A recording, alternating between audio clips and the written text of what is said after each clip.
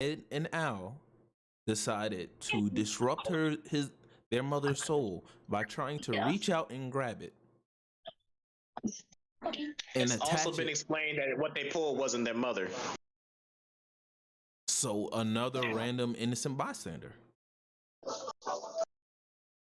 They had no concept of controlling, for they did not know that would be the outcome of the transmutation circle. They just said it was forbidden, but they did not say for what reasons or what the grounds were. But they knew they. But they If knew I it tell was you wrong. not to put a gun in your mouth and pull the trigger, and you pull the trigger. Say that again. If I tell you not to put a gun in your mouth and pull the trigger, and you put the gun in your mouth and pull the trigger, how did you not know? Correlate. They knew they wasn't supposed to, but decided ends justify the means. Just And like even then, every From an innocent act of bringing back their mother. innocent. and This man, how does this make this, how does what Shaw Tucker did innocent? How is fusing your daughter with your dog because innocent? multiple people in Full Metal Alchemist are not innocent at all. Okay, they can go to jail too, but Tucker going along with them. Y'all not getting away with this. I don't know. If y'all want to go on about this murder, about keeping favors and shit, fuck it. Then everybody going to jail. There's enough room for everybody. Throw them all away. There actually isn't. You can lock up Kimberly, you can lock up Mustang, you can lock up Armstrong, lock them all up because yes, they did murder. Who's gonna lock them up? If you're locking up every alchemist. So why should Shaw Tucker be with murderers? Shaw Tucker didn't murder anybody. He fused his daughter with his dog. That's not murder. He Didn't kill him on the experiment. Joe, that is no longer the child we once knew anymore. Joe, no. Why should Shaw Tucker be with serial killers?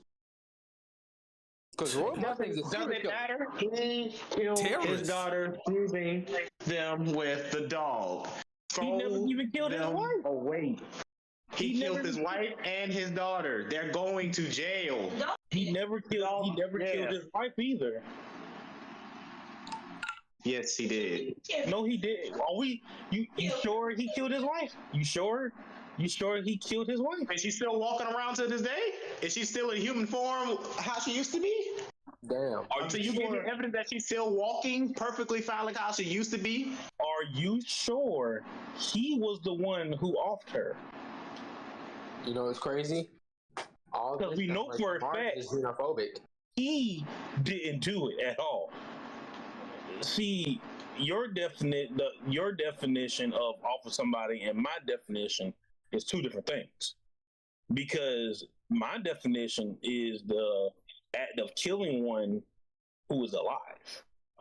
Last I checked, that being that Scar killed a serial killer, and his wife offed herself.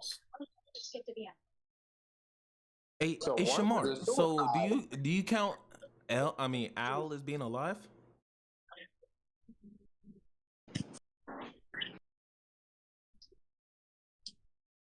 Only because the soul is bonded to the suit. Yes, he's counted as alive.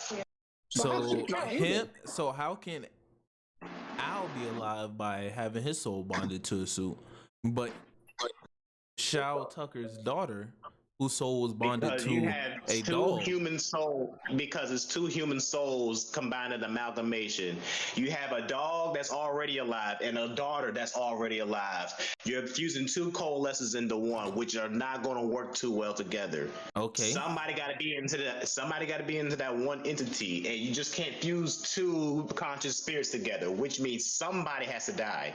Hold on. And we saw who died. Hold on. No, wait. I got another counter because it's in the show. Do you remember Benny the Butcher's his partner? It was a set of twins. It was another suit of armor that was fighting alongside Benny the Butcher. That other suit of armor had two twin brothers attached to the armor. So they're not alive? Yeah. They're not? I said they are alive. So how are they alive if it's two souls attached to one armor? Again, it's binded to the armor or parts of that said armor. I gotta look at that. I gotta look into that. But that's not escaping the fact that you use two human things, well, not two human, two things that were alive, two sentient creatures that were alive. It's not the same. So by that logic, that means Shao Tucker killed the dog and not his daughter. Yep. No, he killed the daughter, not the dog. How? The animal, the Chimera could talk. The Chimera called him daddy. So the So dog will that call him? has to be her, unless the dog is calling her daddy. The dog. And we know for a fact the dog was a he. Wouldn't the voice be deeper if the dog was in control? Was it not deeper? No, it wasn't. No. Yes, it was. Pull up the But clip. we knew it was a female. But we knew exactly it was a female. Got you. Wait. We have evidence for this. Play the dog talking real quick for me. Play the dog talking real quick. Because trust me, I heard both. I heard the deepened voice of it and I heard her talking at the same time. Like I said, it's just a fused amalgamation of what the fuck with it. The evidence is for the play. The jury must look at this piece of crucial information. There you are. So you are home. Yes, Look at him, chilling with his daughter. I finally did Look at this nigga smiling about it though. Like he happy to do this shit. All I see is a happy father with his daughter. Here, let me show you. Listen to me. Hold on, my wife wants to see. Over there, that's Edward. I can't. Yes, that's very good. That's feel not like a I deep like voice, people. Shamar. It's amazing. It can actually talk. Run it back for her one more time. See if you wanted to see it from the beginning, just see what she's talking about. Here, let me show you. Listen to me. That person over there, that's Edward. That person, Edward. Yes, that's very good. Well done. That's amazing. It can actually talk. That is so sad. Now I don't have to worry about losing my certification. Think about what this ball was doing. That's sad.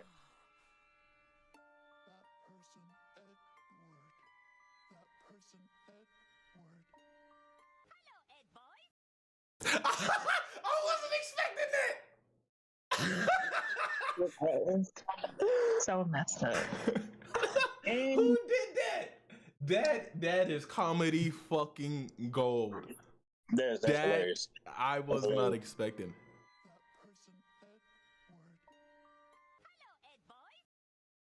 That looks like a dog fused with a girl. That is a dog fused with a girl. However, they are one being in harmony. Yeah. They killed both of them to make a new thing. Thank you. How can a dog have hair like that? It's a girl's hair. Ooh, that's terrible. See, the thing is, I see Shao Tucker's vision because she needs to look at Reverie. Yeah. This man and this dog girl shit is just never gonna end. No families. But you gotta start somewhere, boy. My boy, you gotta start somewhere. Hold on, hold on, Shamar. I got another one for you. Watch this. What's up?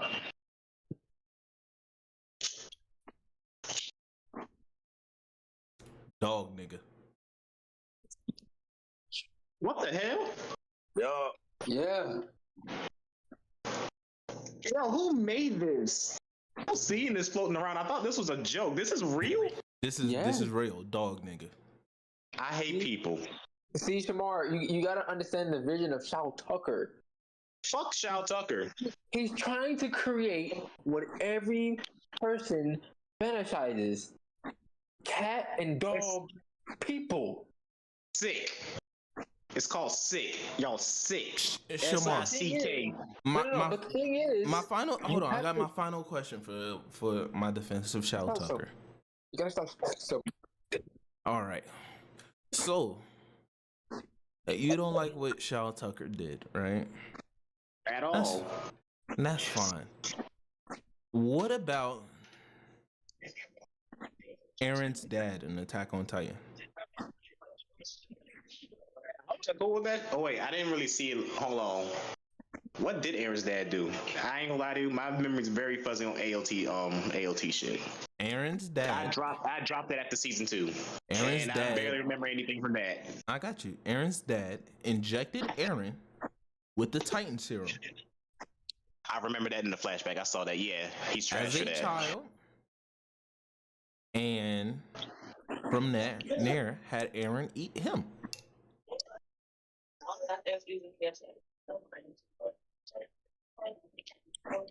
Yeah, he's trash for that. And to be honest with you, like someone once said, a monster is what you would define as a monster. Comes in all shapes, forms, and sizes. It just all depends on what you describe it as. Okay, Shamar. Now take your feeling. Now for my final statements on it. Take your feelings out of it and focus on the show that Shao Tucker's in.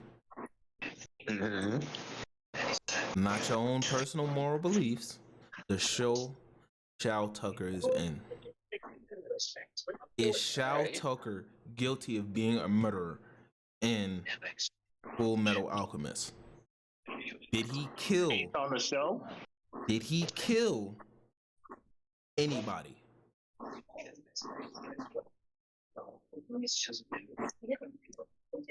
Don't say the soul thing, because it is concrete proof that her soul is inside that dog. So physical form is still there, so she's still physically alive, not brain dead, physically fully alive, aware. So did Shao Tucker kill anybody? I guess based on that, no. My man is innocent. Shit. Morality included, that nigga is terrible. If you Lock look him at up, throw away the key. if you look at Full Metal Alchemist as a whole, morality, even when it comes, actually the most morale person in the show is Al and Winry. Yes. Ed too, cause I respect that. I respect the fuck out of Ed for him throwing the hands on that man. Ed Like, why was the fuck you use your daughter? Ed was the one that pushed the idea about transmuting his mom's soul. Yes. Al was adamant about not doing it. Ed forced him into doing it. Why do you think Ed was haunted by the fact that he was just like Shao Tucker? Because he knew for a fact he did the exact same thing to his brother. There's a reason why Scar was hunting down alchemists. They were sinners. Creating abominations against God from his own words.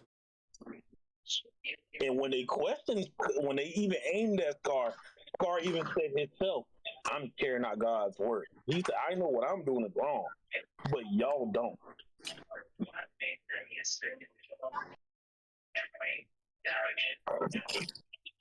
And that's how you defend Shao Tucker. Oh nah. I'm still not convinced. Don't worry, you don't gotta be. This is a trial of jury. Wait, Joe, I'm just seeing this. When Hunter drop a chapter, nigga? Oh, I don't know. I thought it was I thought you knew. Nah, it's coming soon. It's not out yet. Okay. I'm about to say, I know I saw news about it. Hunter, that's why I didn't put it in chapter reviews, but I knew for a fact a chapter was coming. Okay, I had to check, because we 17 months on hiatus with Hunter. Just Damn. So the jury finds, in the case of Shao Tucker versus Shamar, Shao Tucker is innocent. Innocent. Guilty. That nigga is guilty. Order. Hang that nigga now. I got the rope right here. If the gloves don't fit, you must acquit. Hold on, my wife also says he's guilty too.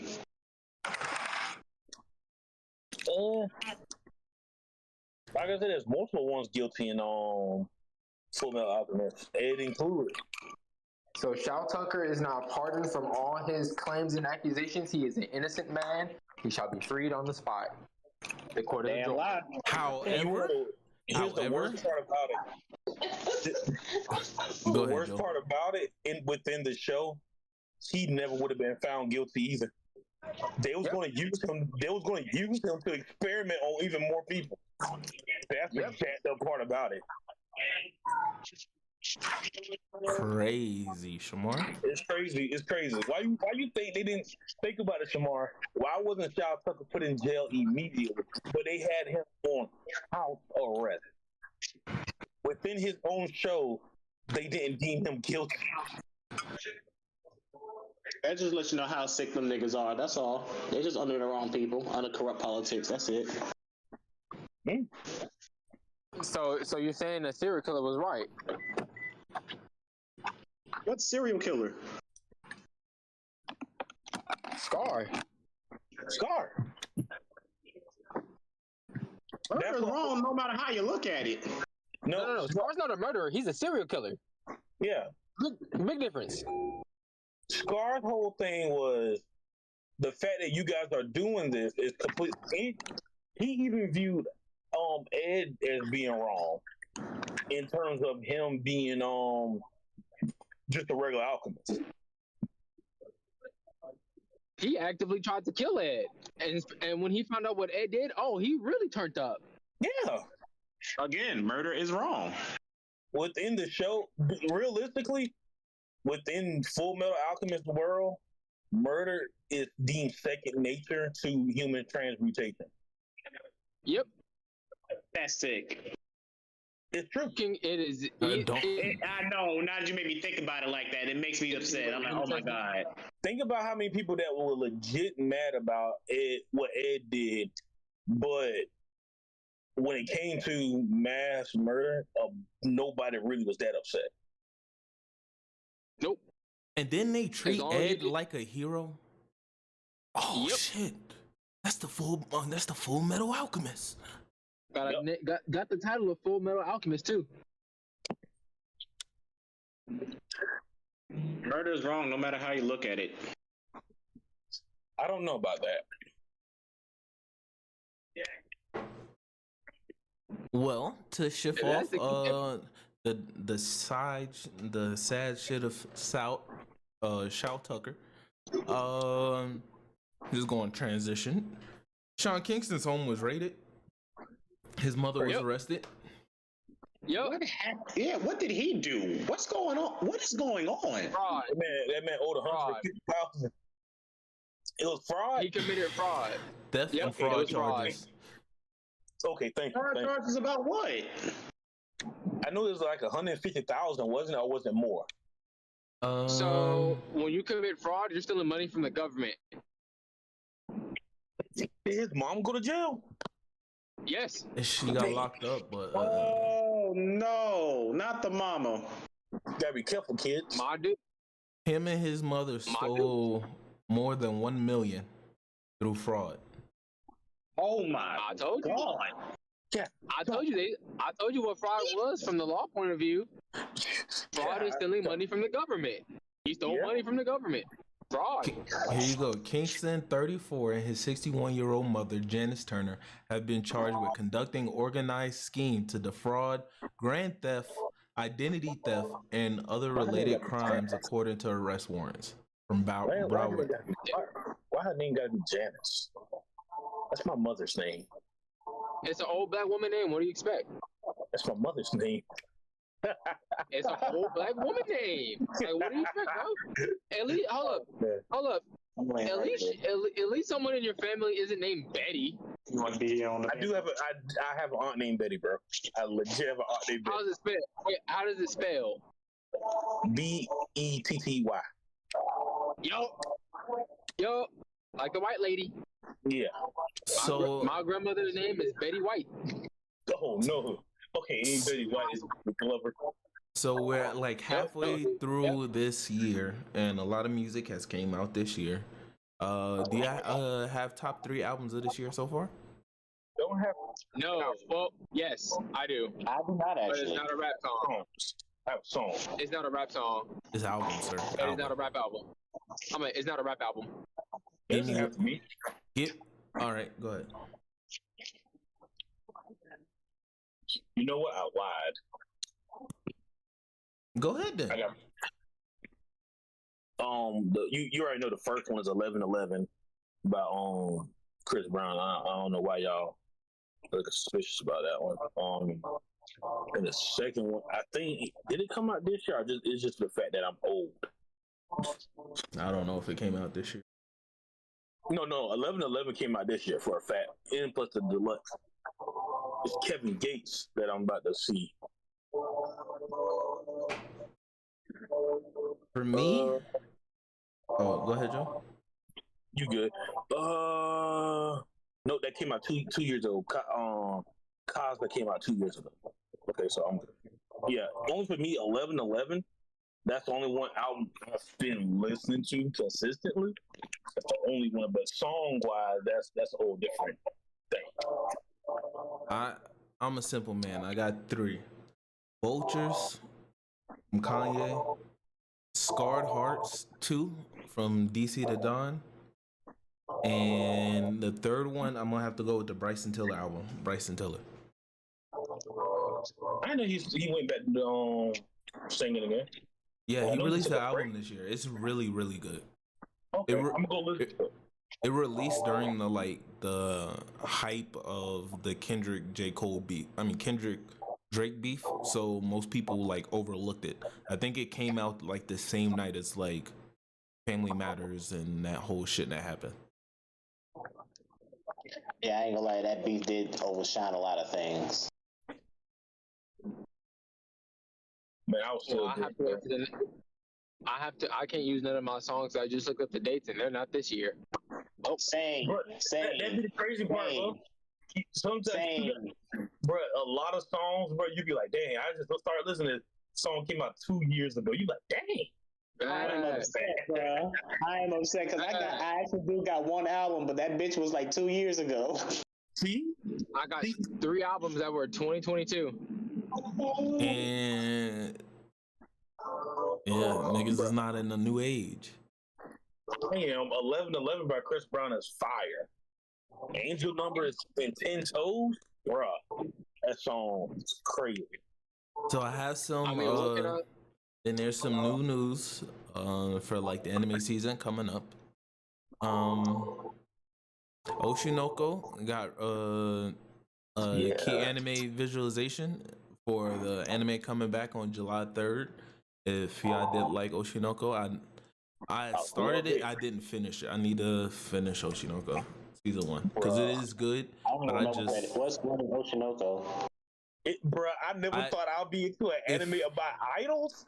If I explain it to you, it's going to spoil it. You have to watch the first episode. Yeah. It's one of those you have because the first episode sets up everything else. Yeah. Since that first episode is very important for the story. Yeah.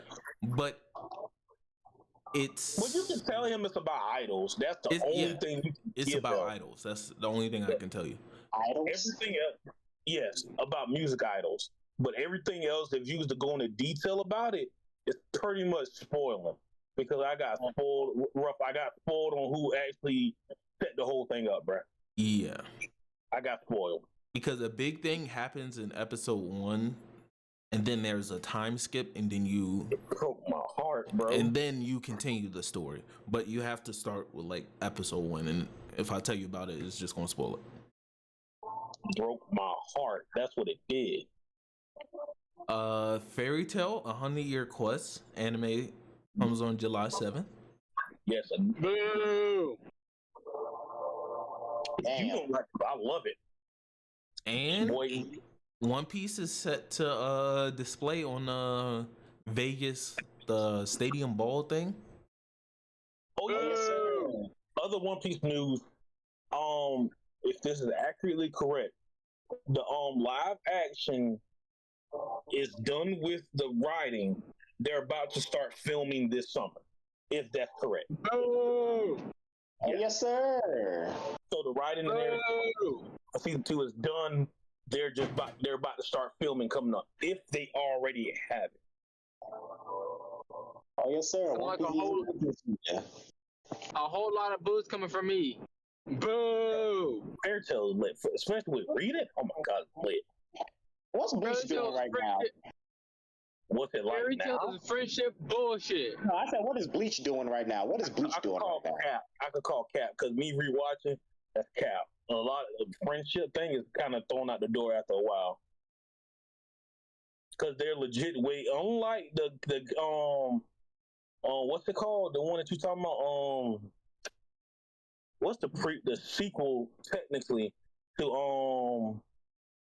Soul Eater? No. Oh, Fire Force. Fire Force. Unlike in Soul Eater and Fire Force, there in Fairy Tail, me rewatching, there's legit ways how these guys actually won and lost without the power of friendship. So that's thrown out the window. The biggest bullshit hack of all time. Just tell me plot armor had to save your character because you can't write some shit. Which was? What you talking about? What was the biggest plot armor in Fairy Tail? What was it? I was saying in general. I didn't say Fairy Tail specifically. I know he ain't talking about plot armor like Ichigo ain't walking one. Man, that man part Quincy, part Hollow, part Soul Reaper, part Shinigami. That nigga fucking Cell on steroids. Who made him that way? I'm still mad about Oh, okay then. Can't say his plot if he was made that way, bitch. Okay. No, it's not. Hold on. Since we talking about bullshit powers, how about you pick your power for DC? Nice transition. That's a nice transition. I did like that transition. That was smooth. Wait, nice I have a question. Wait, isn't there like a version of Domino in DC? Gotta give Ruffus claps for that because that was a nice transition. Yeah, I'm getting better with my transitions. I'm trying to ask a question. Isn't there like a DC version of Domino? At least me, I don't know too much about DC. Let's see. Let's check on Google. I think there is a DC version of Domino. Because Woody, if you listen to this, I'm doing this only because you my boy. I'll be Batman. And what about the girl who can't lose? I'm just curious. That's very specific. I do not think there's somebody like that in DC. What's her name? Jessica James or something. I'll go first because I think I probably have the easiest power. If I was in DC, I'm a simple man. Allow me to copy anybody I touch. I don't want their abilities, don't want their powers. Just allow me to perfectly. That is also so. There's not shapeshifters in DC. They are, but they don't do it on touch. If that makes sense. Give me Helga. I want the power of luck. That shit's busted. I'm always lucky. I love it here. Talking about the easiest life of all time? Yes, sir. So Shamar, you have a problem with me just doing that, but you got people like Clayface. I didn't know they were. I ain't gonna lie to you. Clayface can shapeshift. Yeah. Do you want to be Clayface though? I didn't say I would be Clayface. I just take over. This is crazy. You can steal a lot of money, bro. I mean, like the best people I thought of was like Beast Boy, and that was about it. Martian Manhunter. Beast Boy, and Martian Manhunter. Yeah. Oh, I forgot about Martian Manhunter. Yeah, him too. Plastic Man. There's a whole bunch of shapeshifters in DC. Oh shit. I ain't think about Plastic Man. I'm a simple nigga. Who wants a simple life. My bad, bro. My bad. It's not. I ain't trying to stop you from picking nobody. It's just I ain't knew there was any that was good. Give me the power of luck. I ain't want you to fulfill you. Hell yeah. I like my power. It's simple and effective. I'm always lucky.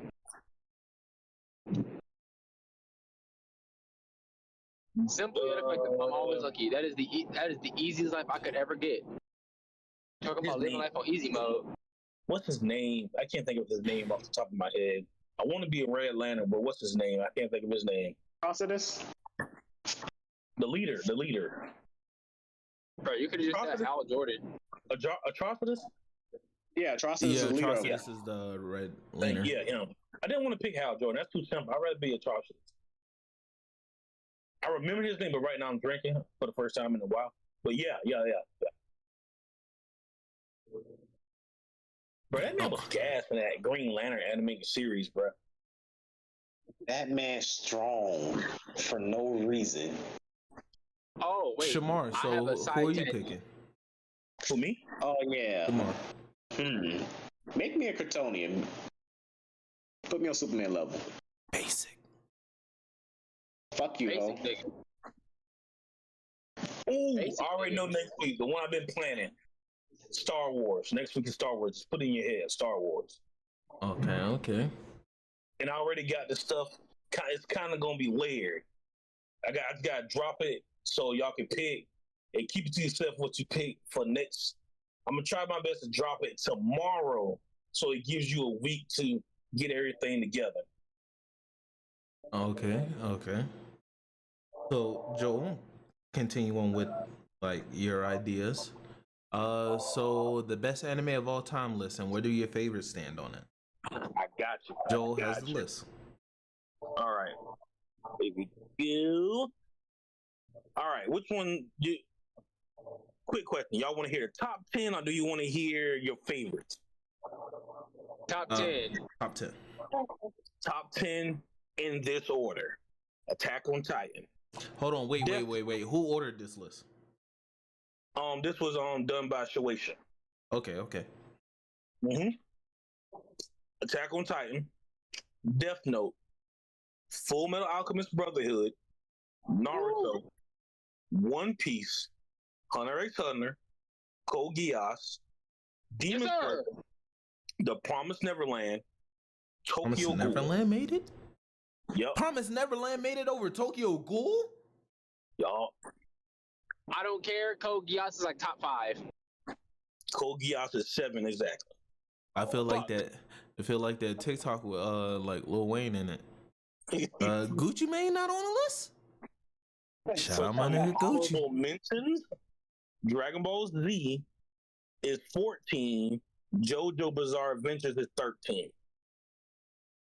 I know Bleach is like top 50. JoJo should be a little higher up, but that's just my personal opinion. Bleach is, if I'm not mistaken, it was actually very low. Oh, Bleach was 31. Damn. I called it. Top 50. Yeah. I'll take it. This is exactly how I feel about it.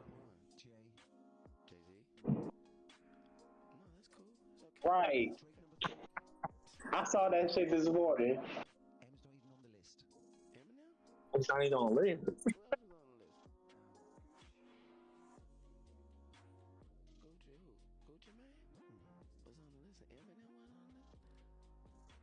Shout out my nigga Gucci. Shout out my nigga Gucci. And the Fate series Fate Zero came in at 24. That is insane. Oh, you don't have your One Punch. Okay, Tef probably a little mad at this one. One Punch Man was 18. One of my favorite animes ranked over One Punch Man. Get that trash out of here. Yeah, One Punch Man is ranked 18. Let's go. That's actually pretty impressive. Yeah. And that says a lot how they feel about these anime seasons when Tokyo Ghoul anime is in top 10 and The Promised Neverland is in top 10. That says a lot. You know what's crazy? Niggas have never realized every time Code Geass hits a list, I fight for it. Hold on, let's just pause. Everybody take a minute to look at the topics, right? Why are there 4 Oh, I topics can't. now? I'm driving. You gotta explain it to me. Joel has 4 topics, 4 bullets, right? I'm gonna read you all these bullets. Best anime of all time. Where does your favorites land? Joel has the list. That's bullet 1. Bullet 2. Best anime of all time. Where does your favorites land? Bullet 2. Bullet 3. What is the most badass death in fiction? All right, hear me out. Right. Bullet 4. Currently most popular manga out. And where does your favorite line up at according to Shueisha? Bullet 4. Out of 4 bullets, 3 of the bullets was the same bullet. You know what? I picked up on that today, and I was like, you know what? I'm gonna wing it. I'm gonna wing it. I'm gonna wing Let it. it ride. Let it Listen, ride. I was grilling today. So listen, bro, I ain't. This wasn't a last second thing, but I didn't pick up on it until like late. I was like, I'm gonna have to wing it. Well, so what was the most badass death in fiction? Okay, let me start. I don't think any of y'all seen this show before, but you probably heard of it, may or may not. It's called Burn Notice. Oh my Yes. God. I've heard of it. I've never Talk your seen it. shit. One Talk of your the shit, greatest, nigga. one of the greatest deaths in fiction is when this mother sacrifices herself for her son. And the way she does it is just goated. She realized hell is raining down on earth and she can't get away. She got her grandbaby in the next room over with another former CIA agent. Like, hey, he's like, I can get through this, but it's gonna take some time. And she's like, listen, I got a bomb with me, and the only way to set it off is if somebody does it. So the CIA agent was going to do it himself, but she was like, no, it's my time. So fast forward, the people kick in the door. She's sitting on the couch. She's got a cigarette in her mouth, and she takes a puff and says, this is for my boys, and blows the whole house up. I'm telling you, you got to watch it. It's one of the goated moments ever, bro. Hey, I got a counter. She did her shit. I got a counter. Mm-hmm. My nigga Rob Stark. The Red Wedding. Game of Thrones. I'm picking up Game of Thrones. I'm picking up Game of Thrones. Oh, let me not spoil it for you though. You good. You go ahead and spoil it. I'm gonna watch it anyway. Nah, I already closed it out. My nigga, yeah. Rob and his mother.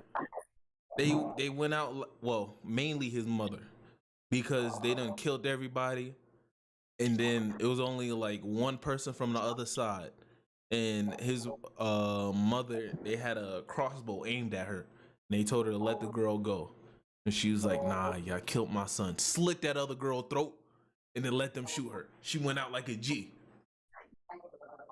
I gotta watch it. That's crazy. You know what? Y'all gonna hate me, but mine's from a mech anime. What is it? It is Gundam Iron Blooded Orphans. It is the last episode where the pilot literally fights an entire army by him solo, gets badly damaged, and still holds his own. He died. He kills so many people that they have to resort to orbital bombarding the planet and his exact location to kill him. That's how much of a G he was. Did he die smaller in a cockpit? Yes, he died with a grin after he took them niggas' lives. I saw that scene. I don't know where I saw it, but I remember seeing that scene, and it was on a list of most badass moments. Do you not know how G you have to be to catch that many bodies, go to the ground, catch more bodies, get critically injured, have your whole cockpit ripped open, and still start patting bodies with no arms? Bro has no arms, and he's still murking niggas. For them to make the executive decision to fuck it, we're just gonna orbitally bombard this bitch ass planet until this nigga is dead and we can confirm this shit. And he dies with a smile on his face. That's some gangster shit. This shit snuck the fuck up on me, bro. So, on to the next topic. No transition. I need y'all to pick two. One has to go. Deku, Tanjiro, and Yuji. Tanjiro. UG. Pick two, No. pick two, one gotta go. Yep. UG gotta go. Tanjiro can go. Tanjiro can go. What my I nigga like- I Riley like- say? Kick that bitch to the curb and let that bitch stargaze from outside? Yeah. Fuck Tanjiro. Tanjiro from Demon Slayer. That nigga can go. I like Tanjiro. And what's crazy is, even though y'all say I hate JJK, literally the best character in this picture is Yuji. Yes, sir. Fact. Yes, sir. I would say Deku. I would say Deku. Fuck no. That's just me. He's very favorable, but nah, I ain't gonna lie to you. You got my heart right now. I would say Deku. Okay. So, you put 4 people in the room, who walks out? You got Yuha Baha, Saitama, Shimura Bancho Man, and the king of Manhwa, the dude from God of High School, Jin Mori.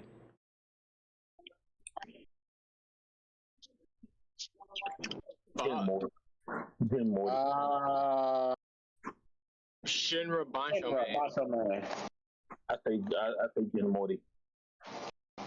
Actually, wait a minute. I'm gonna have to go with Jin Mori. Wait, hold up. Wait a minute. I'm gonna change my answer. 2? Jin. Yeah. Jin. No. There's a reason why. My argument for Jin is Jin can easily make 2 other clones to fight equally on his level and to box each one of these niggas. Yeah. It's not even that. It's the fact that Jin Mori's story of the Monkey King is damn near accurate to the point to where it's kind of hard to argue, especially when he masters what X amount of dharmatic laws that just pretty much give him control of whatever concept he ever so chooses. First of all, fuck And can that. use that bitch. When he went all out and then died, air quote, but had another fucking clone that was raised as basically a whole new person. That's crazy. That in its own is crazy. And then that clone got strong. And then he had to box that nigga. Yeah, Jim Mori comes out of this on top, and plus, ain't none of them hanging with him when it comes to hands. Wait, can't Shinra Bancho Man warp reality or something like that? But Jin Mori goes above that. Yeah. Yeah. He could warp reality Jin Mori, around Jin Mori, multiversal? but he wouldn't be able to warp Jin Mori. Wait, Jin Mori multiversal? Yes. Jin Mori is Above? How Jin so? Mori is up there. So Buddha, if you know the story of Monkey King, you know that he has to eventually fight Buddha in draw at some point in time. Jin Mori is the Monkey King. I'm not even kidding. Pretty much. Jin Mori is literally the actual quote unquote different representation of the Monkey King, but carries a lot of the Monkey King traits and features and skill sets. I gotta watch that. I need to watch the anime now. I gotta read, but the anime was pretty good, bro. Here you go, Shamar. This is him when he was fully realized as Sun Wukong. Ooh. Off of straight hands, none of them really got a chance, bro. None of them got a chance. Off hands? And this is his light work. This is light work. And that's him with the power pole. The shit Goku be using, he show you how to use that bitch. He's a Goku with a Tony, right? Mind you, you know what he's doing as he's swinging the power pole, Shamar? He's changing the weight of it as he swings it. So it's not even staying the same weight. And that's the cone. That's the cone. On top of that, that's the cone. A weak version.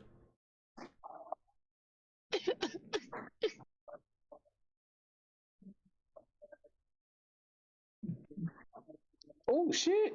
That nigga's so cold when it comes to hands. God of High School was great about one thing, and that was just hands. The story, don't focus on the story, just hands. I heard the story was ass.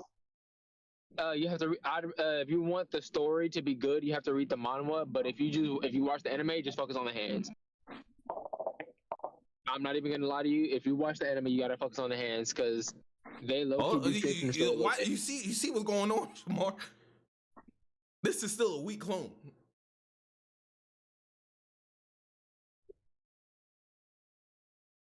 Bro, you got me want to go watch that fight for real now. Oh shit!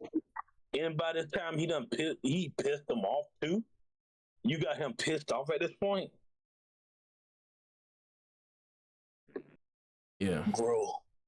Noible. Jim Murray don't fuck around. I don't even know if they got to the parts where they animated him doing their first recoilless kick. No. What's his multiversal suit though? Ain't nobody fuck with this nigga with the hand. Yeah, he literally fought Satan. Oh, okay. Hand to hand. He fights Satan, and you remember that picture I showed you in the mama when me and Tef was arguing on Jim Morty's universal feet? The picture I dropped was his universal feet from the mama. He also goes on to fight their representation of Buddha and win. Zerker, do me a favor. Drop that in chat reviews if you don't mind. Damn. I forgot this nigga was getting cooked by this nigga at first. Yeah, he definitely was. This move right here is crazy. He tried to hit him with that kick. Bro. He's like, that ain't gonna work. I gotta tell you a little something different. But you heard me, right, Zerker? Yeah, I'll drop. You want me to drop the chapter and chapter releases? Yeah, because I want to read the whole thing. I will drop it. I'll actually just send you. I'll drop the link. Yeah. I just thought about it. I put Saitama up in here too. Hold on, let me put on a little Saitama weight. Yo, that kick, these niggas and they moves is just this little kick that he does, where he loops around and kicks back. Oh my god. I need to go back and watch this. Shamar, you want to know something crazy? Both of these people aren't really human. Jin Morty's a monkey, and the nigga he's fighting is a fox. Oh, the nine-tailed fox. That is the nine-tailed fox. That is the nine-tailed fox. His hands is just nice though. It's her. If you ever wanted to know what character could beat Baki characters in pure martial arts, here's your character right here. Yeah, them characters when it comes in terms of martial arts, it's crazy. Oh yeah, Jin Morty. The Baki versus the other thing. I forgot the other character's name. It drops June 6th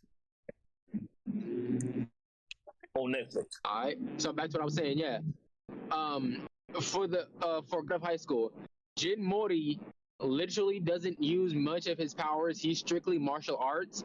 So he gets to the point to where he can fight Satan, wins, loses all his powers to where he's basically a normal human, right? And then he perfects his martial arts to the point to where there is no better version of martial arts, and he has the active knowledge of martial arts that went extinct. He could honestly just kick away galaxies. So if you actually want to give a feat to a character to say that they actually know all martial arts, this is the character that you can 100% apply this to and is factually true. Yep. Because he used martial arts in his later fights in the manhwa that literally do not exist anymore because that race is dead. The race is now dead, and he's using their martial arts. To be honest, you could take Jin Woo from season 1, plop him in Naruto, and he clears the verse. He clicking. And he barely has to use 100%. Any abilities. And he just cooking them niggas off hands. He clears the list. 100%. He's running the hands with everybody. You know what I'm saying? It's a fact. You know when I agree that somebody's cooking the Naruto verse, you know it's a fact. And we usually always say Naruto and them niggas got hands, but they don't stand a chance. They don't stand a chance. You know what's crazy? Even if you're going to bring up Genjutsu, it's actually proven that it doesn't work on him. It don't work outside the verse. With verse, no, actually it does. Well, no, verse equalization. No, if you do verse equalization, meaning their powers can affect each other, it still doesn't work on Mori Jin at all. This is an in-canon true statement. Even if you gave him a chance in the manhwa. Like, even if you gave everybody their full abilities to go against this nigga, they don't stand a chance. Because you can bring up the fact that, they can use Izanagi, and the Tsukiyomi. It still doesn't work on her. The infinite Tsukiyomi does not work on him at all. He'll laugh and be like, what is this? Because there is a character that he fights later on in the second half of the manhwa that literally does something similar to a infinite Tsukiyomi, but on a upscaled version, and he literally just beats the shit out of the person in mid-dream realm. Like, oh, this is a dream. I'm whooping you in the dream, and it cuts out, and he's whooping him in the verse with the hands, eyes closed, blind, beating the dog shit out of him. So bro's getting cooked in two different realities. Crazy. Okay, so next with this picture, who's the weakest character shown? I don't know who this is. I don't know who that is either. I ain't saying cap. I feel like I know who that is. I just can't think of it. It's an isekai. I just can't think of the name right now. Joel, you said Mashal? Yeah, Mashal as of right now. I thought they said that, like, I swear I seen, like, on one of Shamar posts or something that you gave it like Mashal in the manga is like cracked. No, yeah, but okay, so bro, I gotta tell my to even watch the anime, bro. So the thing with Mashal is, right, he's busted in his own verse, but everyone on this list, including Psyche K, literally walks the floor with Mashal, no contest. Even Luffy. I don't like Luffy. Luffy, yes. Luffy, no contest, mash. The problem, and then the thing is, you can try to argue Sid, but Sid from Eminence, he's never used his full strength, so I can't even argue for him. Me personally, is Master. So, who would y'all say the top 3 strongest on here? Jinwoo. Psyche K, Overlord, and Shimari. And you said Rimuru? Okay. Wrong on one. Zerker? Who's your 3? The official list is Jinwoo, Rimuru, and then you have to go. It's a toss-up in between Psyche K, or you can go with Drip God Woo. It's a toss-up between those two. Me personally, I would have picked Sun Jinwoo, Sid, and Psyche. The reason why is because if you read the light novels of the Slime, it is stated in the light novels, and I know Joel has probably read this, which is why he's agreeing with me, that Rimuru himself has devoured an uncountable number of universes in one go. Yeah. And he gains all of their abilities and powers. He didn't even know he did it. That's the part about it. So would y'all say he beat Sid in a straight up fight?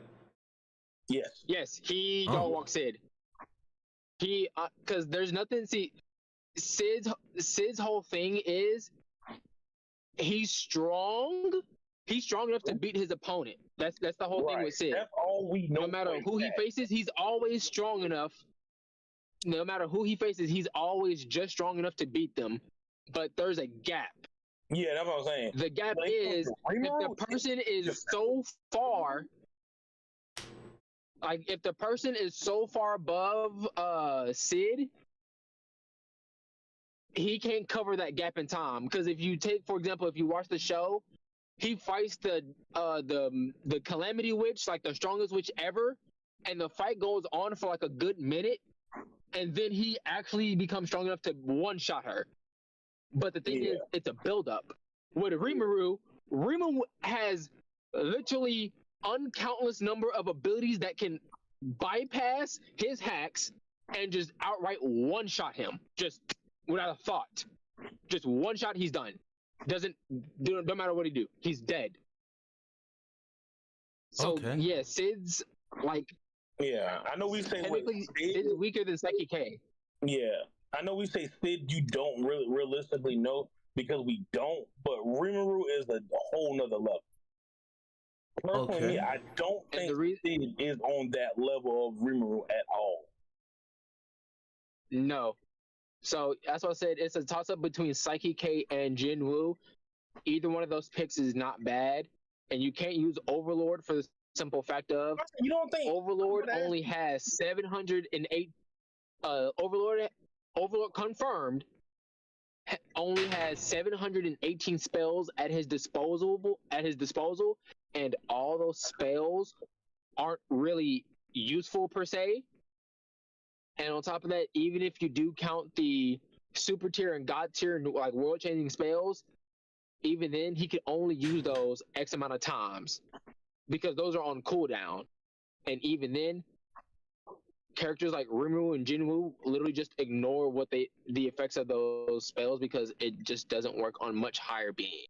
And they also have like resistance to it. Okay. So with that, we down the chapters. Joe, you want to talk about Boruto? Oh man, gas, straight gas. Before I get started, I will say, Zerker called it about Himawari. So in this chapter, we have Jira, which is one of the 10-tail incarnates, chasing down Himawari because so to find out Nine Tails is inside her. He himself states he doesn't know exactly how he ended up in her because he goes on, because a lot of people hate this actual fact. He goes on to say that even when a tail beast chakra goes to 0, they will reincarnate regardless. But he also goes on to say where and when you don't know. And I thought that was already established.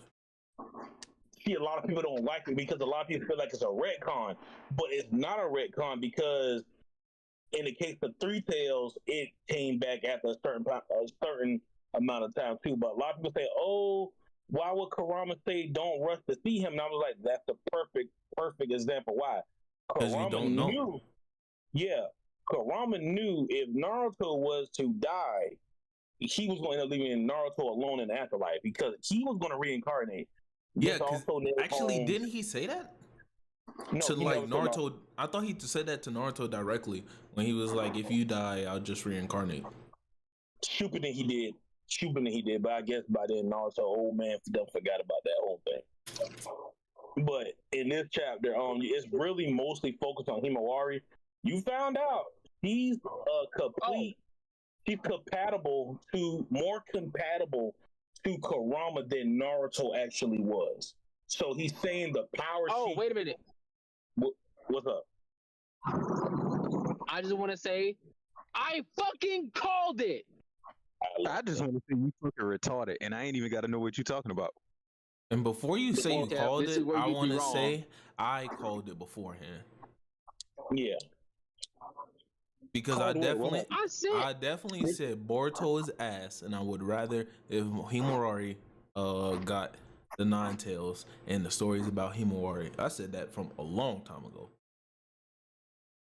I even said my theory was Himawari. I even said if you look at the whiskers on him, if Boruto was an Otsutsuki, then Himawari is gonna get the Nine Tails because it just makes sense. It goes and then it goes deeper in. He says they may have been born with some of his chakra. Kurama himself doesn't know for sure, but he goes into details like, "Hey, I'm here now," which reminds me, this is a baby. Hear me out. A baby Kurama. And basically a 10-tails threat is coming towards them. And basically, Himawari, she knows what's about to happen. They're about to be attacked. So basically, Kurama's like, okay, listen up. You have really one option, fight. And then she wants to use his power, but he says, listen, this has nothing to do with me and all to do with you. If you want to use my power, it's at your disposal. So a funny little sequence happens. She loses her she jumps to kick the Jira. He breaks her leg, and I'm kind of laughing at that part because it's kind of funny because you got to see the whole panel. So he breaks her leg, then he traps her. Ino and Sai's child may be dead. He stabs that little thing. And basically the end of the chapter, Kurama basically says it's time to run amok. And you see Himawari bust out the thing going not the twin lion Kurama fist. Yeah, basically. And my whole conclusion to this is people don't understand what we're about to see. Tef, they don't understand what's about to happen. We're about to see a Hyuga clan member with the Nine Tails. Understand this. Himawari is stated to be a genius in terms of in the Hyuga clan. She's one of the young. What you cut out? Himawari is stated to be a genius among the Hyuga clan. He is one of the youngest to unlock it. So we're about to see. We're about to see eventually in the future, bro. We're going to see 8 trigrams, 64 palms mixed in with a tail beast bomb. I'm telling you, it's coming, bro. Yo, that would be tough. This girl going to be like 8 palms, tail beast bomb, 16 palms, tail beast bomb. This is going to go crazy. Imagine if she could do a rotation and her rotation is a tail beast bomb. Joe, you forgot something. What? She still has Byakugan on top of all that, so she can hit niggas with pressure points while throwing out some crazy shit.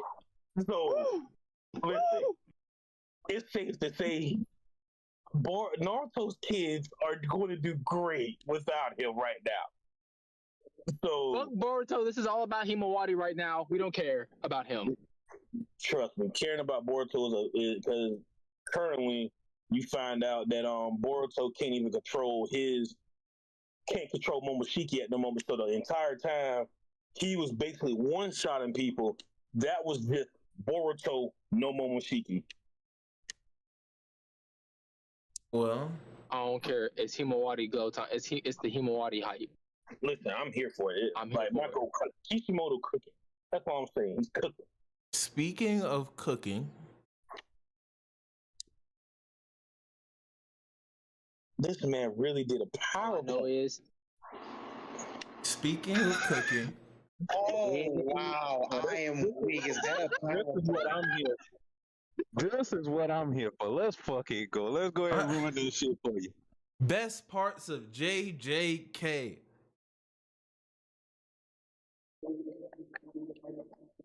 Prime example right here. Inumaki. Great, strong character written by Gege. And we got so much for Inumaki. He helped Yuta to become who Yuta is today. However, Gege decided, fuck him. Fuck him. We don't need to see it. Cut his arm off, throw him to the side, and, we don't know nothing about Inumaki if he's okay or alive until we see him on a very small side panel right here. This is literally after this panel, over 100 chapters go by. Next time we see Inumaki, it's just this. Also not true. When did we see Inumaki in between this? You didn't see him in between that, but that is not the last time you've seen him. He had dialogue with Yuta right before Yuta went out to fight. So, and what is the point of bringing up Inumaki when he was a zero side character? You can't even consider him a Jujutsu Kaisen side character because he has played no part in the story of Yuji, Megami, Nobara. He played no part. So if What is your Inumaki, point of bringing him up? Inumaki is literally in the same class as Toto. No, that's a different school. Same class as Maki. Okay. We got so much on Maki. Because Maki became an integral part to the story. You hating Panda. Panda and Inumaki got about the same amount of time. But did Panda, just a major thing happen to Panda, happen off screen? He got his body. Did his body get blown up off screen? Yes, it did. Oh, more off screen shit. Thank you. Okay, like Oda don't gotta go back and fill me 95 different stories with cover pages. Here we go. Cover page stories. Okay. Next one. Hiba. Another off-screen character. Who? The nigga with the propeller head. The nigga with the propeller that Yuji fought when he entered the I'm not entertaining this. That was almost a good one. You almost actually got me. Wait, Tef. Is he alive or dead? Tell me. Do it fucking matter? He was a minor villain character. Why does that even matter? You know why it matters? Because whenever after Yuji fought him in these panels, this is why I put panels up, right? It was important because when the American government started invading fucking Japan and started taking out sorcerers, he was one of the first to go. And that makes it so important. Okay, it seems like you this sorcerers being hunted down in Japan while the Culling Games is going on that is important. That's important, but you bringing up propeller head nigga like he was a major plot point of that storyline. He was not. Let's continue. Hold on, wait, my bad. I went back. Mechamaru. Mechamaru died off screen, bro. Please, I would wait on this shit. Did he die off screen? Literally, these are the panels, sir. Before you try to correct me and be a smartass, these are the panels, sir. These are the panels. This is the last time he was alive, right here. And what was he doing? What was he doing in the last time that we saw him alive? It's still off screen. Off screen is off screen, sir. No. What the fuck was he doing the last time we saw him alive? Fighting Mahito. No. They were charging at each other, and he had already exhausted all his shit. So what the fuck else did he need to show you? You needed to see his body blow up for you to know he's dead? Wait, hold on. So you saying he out of shit? But this panel said, did I miss my chance? I still have one tube of domain left. I'll get him with a direct hit. And he's diving straight at him. And we all know he was no match for Mahito. So why do you need 5 extra panels to see the nigga die? You don't need that shit. You know what happened. Off screen is off screen. Up next, hold on. Pause real fast. Shamar, let me ask you a question. What's up? Do these sound like valid criticisms of the show? I'm not caught up. You're asking the wrong guy. No, just off of the criticisms you hear. Like, he bringing up, the main character got, a side character got his arm cut off and then disappeared for a bunch of chapters. Is that a big critique for a show? For a manga? Who are we talking about in particular? Inumaki. I zoned out for a moment because I was in the middle of a massive duel. My bad, y'all. I checked out. What's going on? Inumaki, the cursed speech user. Does he seem like that big of a factor in JJK in what you've seen so far? When they introduced him in season 1, I pretty much assumed so, yes. Off of what? Hold on. My point is, it doesn't matter. His ability alone was very interesting. The fact that he could stop people with his with his curse speech, and then he had his little fight with Hanami, whatever the bitch with the flowers. Oh, I mean, y'all see this nigga with Hanami and think like, oh yeah, he could be a character that stays around. Crazy, but okay. Yeah, my point He was is interesting, and with somebody with curse speech, you thought he would have some time to improve later on in season 2. And the next thing I heard, he done got off screen. I'm like, what the fuck? He fight.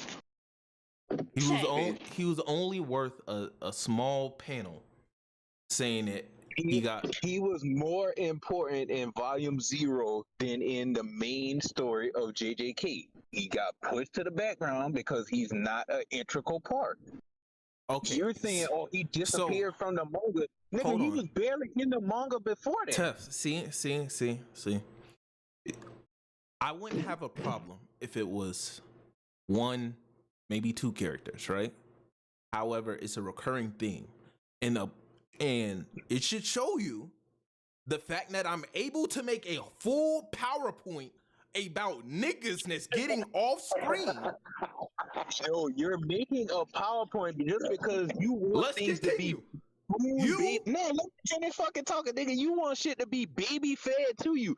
Everybody is not older and gonna take 30 fucking years to give you a good story. This nigga is giving you a good story in a reasonable amount of time. And one of your shits on Haibara, nigga, died before the fucking story started. So why you even mention him? You know why I mention him? Because Haibara, his death was an important reason for Ghetto's change. Yes or no? 50-50. So he was. No, it's actually 50-50, depending on how you want to go with it. Because he was already depressed and mentally fucked up before he found out the nigga died. And you know, so his death was literally the last straw. For Ghetto, his death it was not. The conversation with Yuki was the last straw. How is that the last straw?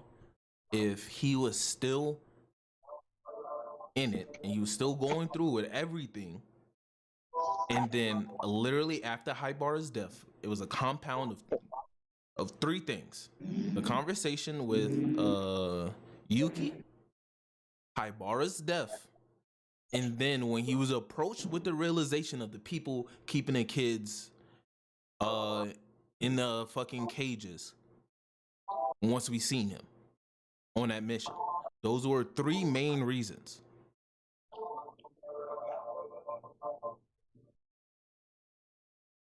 Haibara was an important. He played an important role in Ghetto and Gojo's life. Gojo, no. Nanami, yes. Ghetto, debatable. Gojo, nah. Okay. He was off screen, but you know who was important? Who? Principal Yaga. Yeah, that's one fight that was completely off screen. Okay. All right. Up next. Mai. Nigga, what? Why the fuck do you want to? All right. So you just want to see a one-sided stomp just to waste time? Isn't she very important for Mai's growth? Isn't she very important for her to get there? How do you write a fight with Mai and her dad, who is clearly above her, and she has a limited technique to where she can only fire 1 bullet? That's a waste of fucking time to write that shit, to draw that shit out. You can skip through that shit and get to the important part. You know, Mai went up to her dad to try to negotiate for Maki. You know that nigga fucked her up. And then Maki come up. You don't need to see every little insignificant detail. And do you know why it's important? It's called storytelling.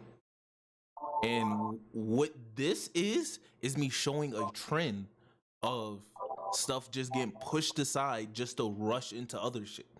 When honestly, a lot JJK could be better if it was longer and more shit was like put into fill in gaps. Most of the reason why people get confused in JJK is because small gaps like that, and then you gotta go back, put pieces together. Just put a story together, a fluid story for someone to consume and read.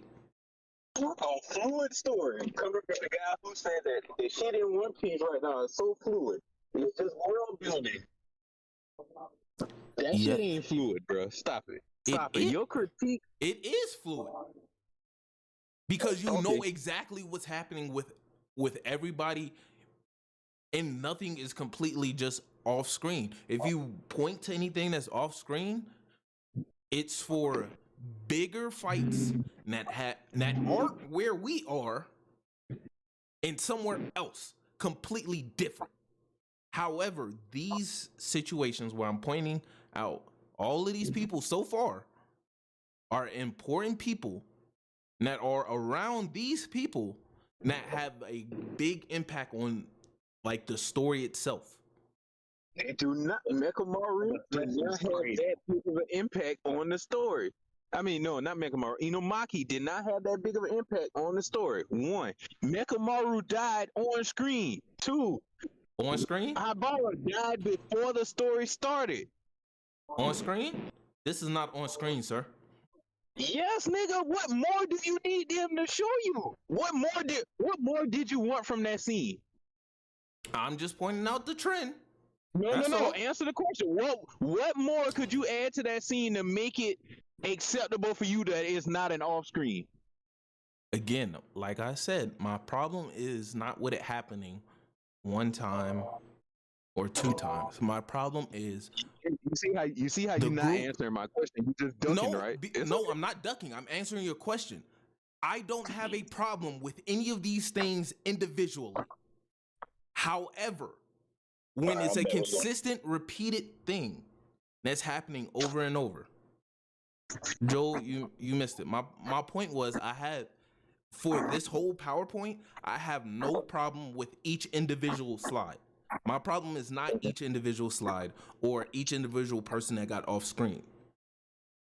It's when you look at the whole and you realize there's a whole bunch of shit that's off screen back to back with a whole bunch of characters. And we not even done yet. And then we not even on the egregious shit, nigga. Mekamaru died off screen. I just showed you he was. I mean, I saw his death. I mean, I'm pretty sure I know what happened to this nigga. Mahito touched him, transfigured him to shit. That's it. I mean, just because he ain't took the extra time to draw. You filled it in your head. Is that not how Mahito has killed every human that he wanted to kill since? Is that not how he killed Nanami? Didn't you see Nanami blow up? Is that not what he attempted to do to Toto? Is that not what he did to Nobara? Didn't you see it happen to Nobara? Okay. Every person you named, we seen. Did you see Mekamaru get touched? According to Kusakabe, and then you're doing Kusakabe, nigga. You see Kusakabe get slashed. According to this, we don't see him actually get touched. We see hands go towards each other, but we don't see anybody actually get touched. That is called off screen, sir. Let's continue. Okay. Kusakabe off screen. This is the panel. Hey, you see how he cut? Hey, you see he cut the panel before that, right? You see that panel is not on there. Scroll over. Let me see. Let me make sure I'm scrolling. What you mean? This is literally 1 for 1. I went to Shonen Jump and I cut the whole shit out. This is literally how it went. Right before that, did Kusakabe not swing Nanami's blade at Sukuna? Sukuna blocked it, put his hand on his chest, and then he's on the ground slash, which is how dismantle works. You want to know how it's capped? Because again, nigga, this is the panel. I took the panels and put it here. This is why I bring up panels. This is what happened, nigga.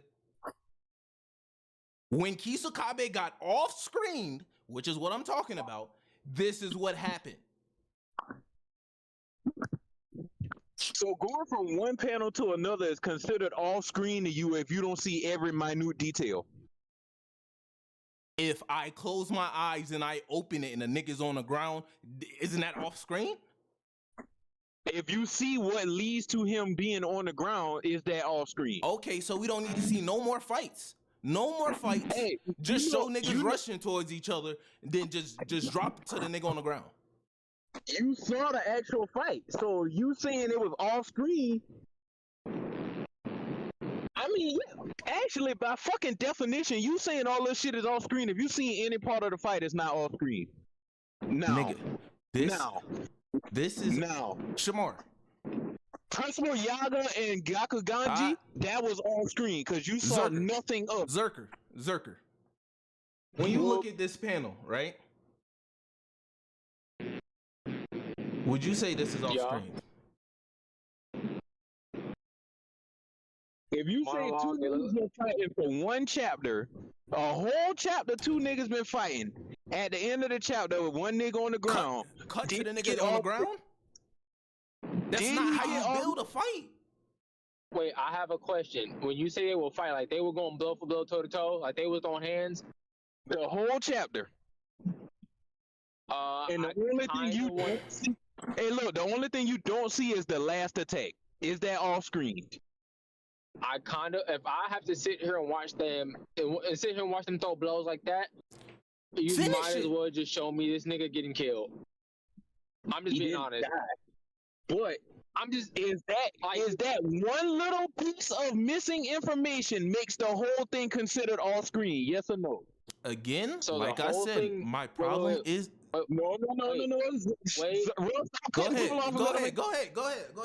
I'm gonna shut up. So the whole thing, no, but that one part, yes. Because follow my logic for a second, right? If I sat there and watched for like a whole previous chapter of these niggas going back and forth and throwing hands, and then we get to the part to where the fight's about to draw its conclusion, and then you just decided to cut that little part out after we spent an entire chapter of us watching them go blow for blow, that one little part off screen, can you infer what the fuck happened? 100%. But why waste the time of showing us this entire fight if you're not going to show us the last bit? I just don't think that makes sense. And this is just me personally. Okay. I got another one. So with that same line of logic. Let me ask this question, and then that might did everything. Did Garp get off screened? Garp? No. Garp, I will say Garp got off screened. However, the point of how he was defeated. However, the point of that was to say we don't know the current status of Garp. That was the main point to be taken away from that. So that we don't know if Garp is actually alive or dead. I'm done. That's called storytelling. I'm done. I ain't got nothing else to argue about. Go ahead and run through your PowerPoint. I'm done. Next one. Kashimo. You fucking see the world cutting slash coming at this nigga. I can't deal with niggas. I can't deal with niggas, bro. That's why I say I'm done. This is the last. What happened to Garp? What happened to Garp is literally the equivalent of like 90% of these JJK examples you bringing up. But for Garp, it's so you can leave it ambiguous of whether he's alive or not. And when JJ do it, I'm getting sick of this shit. Nigga, Rox got off screen. Roger, we never really saw the execution of Roger. He got off screen. Motherfucking Law off screen. Wait. How did Roger get off screen? We literally see the swords go into this nigga back. We saw the execution of Roger. Did we see him die from that? Did we see him die? Yes, he was confirmed dead. You literally see the Marines stab this nigga because they didn't cut off his head. They stabbed slash Kusakabe, nigga.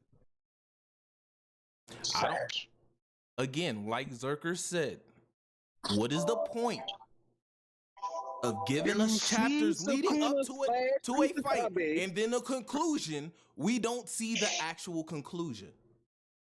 You didn't see the actual conclusion of Roger's death. Yes, you did. No, you didn't. Yes, you did. So At that point, you're just not by paying your attention. logic, we seen what happened to Gojo then, huh? We all admitted that the Gojo shit did happen off screen. That portion of the fight was off screen. Yes. That's why I said the two real examples are Principal Yaga and motherfucking Gojo. If you go to Inomaki, characters who have no fucking relevance really, characters who play very small parts, nigga, Haibara, nigga? What is Haibara curse technique? We don't know in the show.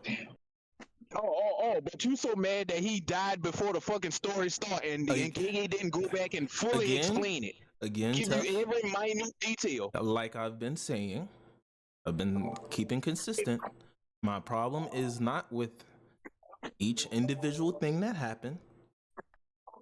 It's the fact that it keeps happening and it's a repeated thing. And it's not just one-off thing. I can see if it. I can see. I can see if it was used. Rarely. However, we see it's a natural part of Gege's writing process, and you can't tell me it's not because he literally did it with a main character Gojo. He did it with side characters that you don't care about, like Hiba.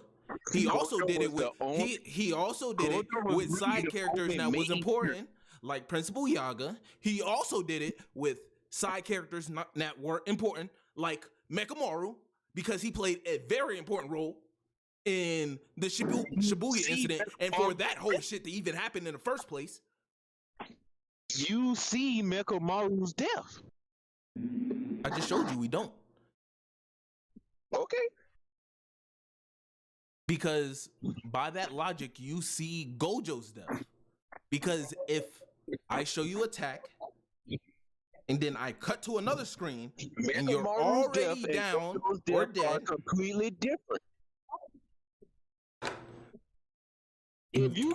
Ruff, stop acting dumb, bro. You know the difference between the Gojo death and the Mekamaru death. The Gojo death, the last thing we saw Gojo was him standing there and them saying, "Oh, Gojo won." Then the next panel, it's obvious that a bunch of events, well, it's not even a bunch of events. One event was skipped that it would be hard to show anyway. So instead of actually trying to, yes, how would you show the invisible world cutting slash going at Gojo? How do you show that? You know how you show that? And you also gotta show I got a perfect answer for you. The perfect answer for you. Then don't write the fucking character doing it. Actually, don't tell us about it. Wait. I actually do have a way that people could write something that isn't visible to the naked eye, but Zerker, that doesn't even matter. If you're the author, you set this shit up. You set this shit up. So unless you're telling me Gege put himself in a corner, is that what you're telling me? He put himself in a corner. Okay, I'm saying, why take you so used to Oda feeding you all this unnecessary shit that you want everything to be as in detail as that. That's not how JJK works. No. Use your brain. Compare it to any other version of media, nigga. Imagine if Krillin was killed off screen. Nigga. Off screen? Every character you're talking about, we see what happens to them. We see what leads to their death. But so it's not off screen. And back to Zerker's point, what is the point of showing characters going through certain fights? You could honestly skip the beginning portion of the fights. Skip that. Give us the end. That is what matters. The beginning is actually the good part of the fight. Of course, what? Skip the beginning, nigga. The beginning. So skip the beginning, just give the end. And Might then you as could well, be complaining again. So it don't really fucking matter. Since we skipping shit, might as well. At least show us You're the mad at conclusion. You mad at Giga giving you all the information you need, and all because he leave out one or two panels. It's that shit off screen. Oh, that's bad, right? Actually, Giga got a you know what? Nigga, I got my perfect you counter. name of the characters you name, we see these niggas die. We know what caused their death. We see the shit coming. Except Gojo and Yaga. That's it. Okay. Tef. When I know you went to college, you've done a writing class before. A very important writing lesson that they teach you is show not tell. A very important writing lesson. Show not tell. What? Yes, when it comes to writing, it is a very important thing when it comes to writing stories to show not tell.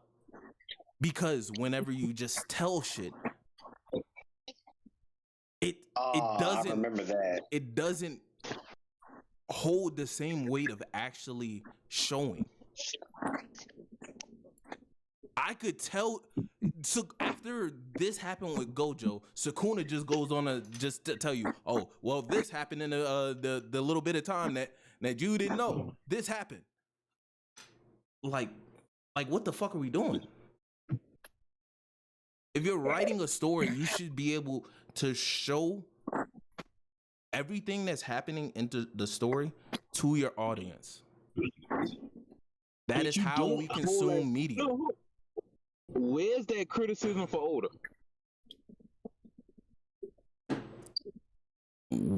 What do you not know that is not purposely left to be a clue for you in the story? What happened to what happened to CP9 after Enos Lobby? What happened to what? CP9 after Enos Lobby? You got cover stories. They got cover stories about that. How much later did you get those cover stories? Damn. Did you get those cover stories? How much later? At any point in time, were we around those same CP0 agents? After that arc, were we around those CP0 agents at all? No. Okay, that's called fucking world building, my guy. The same way we wasn't fucking around Inumaki after the first goddamn JJK Zero movie. He was literally in season 2. He was helping. He was in Shibuya. 2. What happened to him? He was in season 2 for 3 fucking pixels. What are you talking about? They showed this nigga leading people out of Shibuya and that's it. And he got off screen. What happened? His arm got cut off in Sukuna's domain. Did you need to see every piece in detail of that? If you showed us civilians dying from it, how many civilians did they show dying? They can show Sukuna chopping off the head of that girl, but they can't just show me what happened to Inumaki. I'm just saying. When his domain expanded, it was so much shit happening when Inumaki's arm got cut off. It wouldn't have made fucking sense to go to that. You gonna cut away from Sukuna and Maharaga fighting to show Inumaki losing her arm? Okay, that's great fucking writing. That is very genius. When we seen his domain expand, we literally seen civilians dying. We seen people falling off buildings. But an actual character that is in your story, has a written name, directly interacts with the main cast. How much did Inumaki interact with fucking Yuji? You trying to build him up like this great character, this big main character. He wasn't even a main fucking side character. He was a main side character in Zero, which runs by different concepts. Season 1 JJK, this nigga was a side character, basically nobody. So was Maki. So was Mai. Maki was always written as a main part of the main side character. Shamar, Shamar, I did not feel that. Do I you did not feel that from Maki. when you No. watch season 1 and 2? Did you think Maki was gonna become one- a big portion of the story at all? No, not at all. Season 1, you ain't think Maki was That's gonna wild. become a big portion. That's Maki. a wild take. That's a wild take. Yeah, that's a dumbass. take, No, but that's crazy. Joe. When you seen season 1 and 2, did you think Maki was gonna have a major role in the story? Yes. Yes. Her and Panda. Yes. So that means every student that they introduced in season 1 had a very important factor in the story. I didn't No, say that. you tell the Kyoto students didn't have that major of a factor. And when you see, Maki with this school, but her twin sister, who we know close, is at a school in a whole nother country, oh, hell no, she ain't gonna be important. And was she? No. No one thought Maki would be important because we had Nobara. Exactly. Yeah, that's the only reason why. What? Not true. Two completely different characters.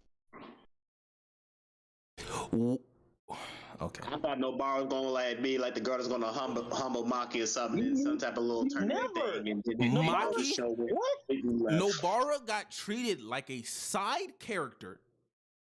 Nobara got treated like Maki should have got treated. That's your opinion. It's because of how the character was built up. Did you think Junpei was going to become an important role in JJK? Before he died. How they built it up, I thought so for a split second. And then Mahito had to be a dick about it. I like, you know what? I can't just trust people that be in the show at all. I don't know if they're going to make it out or not.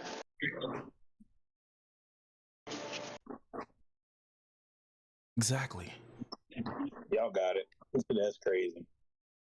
That's crazy. Saying Kashimo got all screen is crazy too. Like, you see the world cutting slash coming But at this nigga. actually, nigga, didn't you say, oh, well, he can't show the world cutting slash? Yeah, how would you want him to show the world cutting slash? But then again, that is a completely different world cutting slash than the one that hit Gojo, and completely different circumstances. That one that he threw at Kashimo, he had to weave signs. He had to say chance. That one was easier to show. He could not show that with Gojo because he did not have to do any of that. But was Gojo really off screen? Gojo was off screen because the last we saw Gojo was him healing and them saying Gojo won, and then the next chapter start, we in a flashback, and then he on the ground. That's completely different. Mm-hmm. That's why I say him and Yaga, those the only two I give credit to. Like, yeah, those were off-screen deaths. Yaga's was actually important, but it is what it is. I get that. Saying Kashimo got off-screen is crazy. I already know. Kusakabe got off-screen, crazy. I already know we're not going to agree because you're focusing on each individual thing. And again, like I said, my problem is not each individual thing that happened or got off-screened. Your problem is putting them all together. But when you put them all together, you even can tell that they don't line up and they are not the same, not even comparable. Zerker, you heard my whole TED talk. What is your opinion? So, did Jogo get off screen? Wait, real fast. I just thought of something. Did Jogo get off screen? Is that Lava Head? Yeah. Yes. No. Ruff, did Jogo get off screen? Jogo? He didn't get off screen. No. Yep, appreciate it. No. But you did not see the fire arrow hit him though. So why is that any different? But how is that different than Cosmo's scenario? Did we not see the actual effects of the fire? Yeah, we did. Did we not see nigga, the effects of Kashimo with that world cutting slash in that net like that? He doesn't exist anymore. Wait. The reason why I can say that Lava Head didn't get off screen is because they had I don't know if this was in the manga, but I know this was in an anime. Him and Sukuna had a whole monologue before he disappeared. That's still him getting off screen if they didn't fight. No, this is If that's the case, then Yaga didn't get off screen because he talked to Gakugaji before he died. He told him the secret of the curse wombs. The cursed corpses. So he didn't get off screen then by that logic. I'm not agreeing with nobody. I was just saying for that one specific reason, I was agreeing with Tough that Jogo didn't get off screen for the simple reason of we seen what happened after Sukuna hit that nigga with the Fuga, and then they're having a whole monologue, and then this nigga literally just fades out of existence. And I want to add on to the fact that even if, like, let's say I do say he's off screen. Even if I do say he's off screen, you know why it doesn't matter? Because he purposely left the Fuga box open shit there for you to interpret and not fully see. So when he did use it later on, it'd be better explained. Because in that moment, it was just to keep you wondering. Well, then you could use that same logic for Gojo because he didn't fully explain the world cutting slash until he was ready. He explained it immediately after Gojo died. He wasn't ready to explain it before. That he intentionally waited to explain it after the fact. That doesn't work in that scenario. You know why? No, because if you're going to go back and explain it immediately after, there is no point in you skipping past it. He did not go back and explain it immediately after. So he didn't? So in the following chapter where you see Gojo on the ground, Sukuna was not giving a whole monologue saying, oh, well, you know, that whole time I was planning and doing all of this and this and this and this so I could achieve this world cutting slash. This world cutting slash does yada, yada, yada, yada, yada. Nope. That is not how it happened. That's not how it happened. Only thing Sukuna said over Gojo body was, hey, you were strong. I ain't gonna never forget you. Satoru Gojo. He explained the world cutting slash to Kashimo. You sure about that? He did. You sure about that? Like 75%. But I know right after Gojo died, he wasn't doing a whole bunch of talking. Gojo was talking in the flashback. You sure about that? Pull it up. It ain't that hard. Shit, I ain't scared to admit when I'm wrong, but goddamn, pull it up.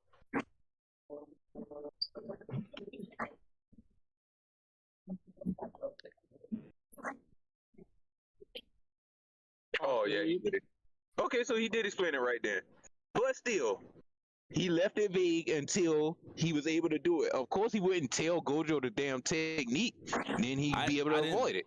I didn't say tell Gojo the technique. Show us. At least show us. At least show us this little panel of his representation of cutting through existence. At least show us this.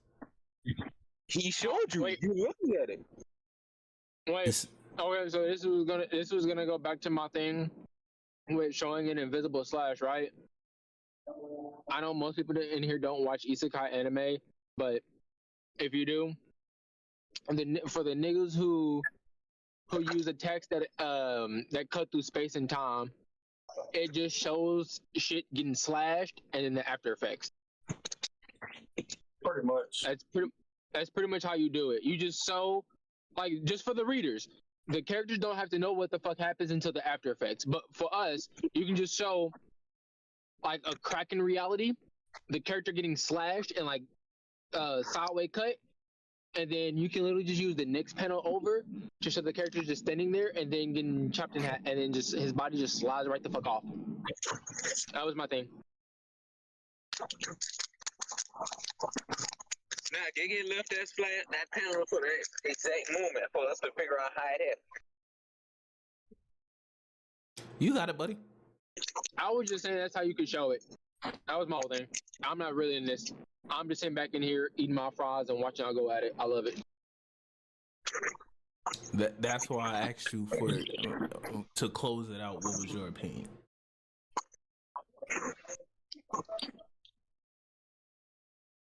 Who, me? Zerker. Oh. Zerker. Yeah. Oh, what's my opinion? After going through and hearing both sides. So, both y'all have good points. I'm not going to take that away.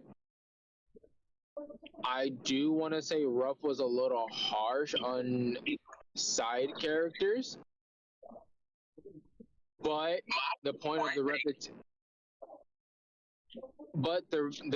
the point you want to bring out is the repetition of it makes sense, but it would be more favorable for you in specific if it happened to insert useful character that either had some dealings with Gojo or Sukuna or popped up in Yuji's face at least more than like 3-4 times.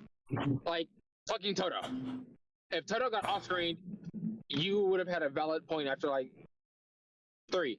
Because at that point it would have been like 3 characters. You'd have the principal, you'd have Gojo, you'd have Toto, and you can throw in another one.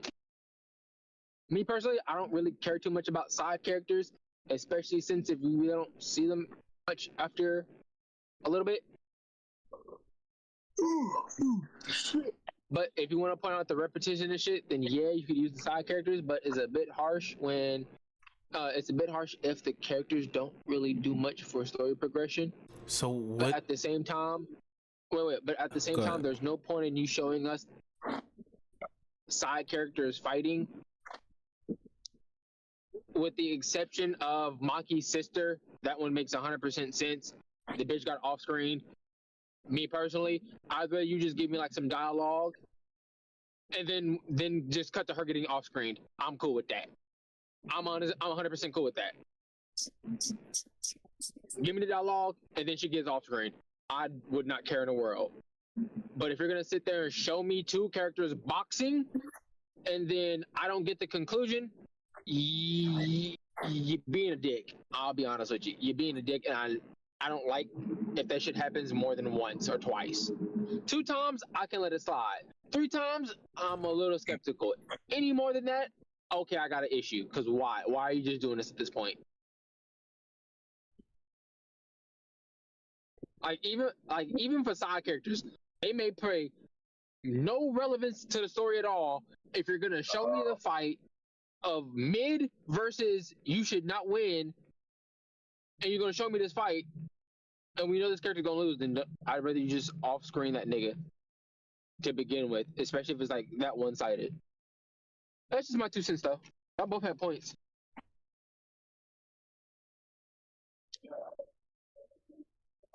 Fair. And I'll leave it at that. I ain't even gonna argue it more. So, do y'all want to do JJK or One Piece? Wait, do a chapter? Yeah.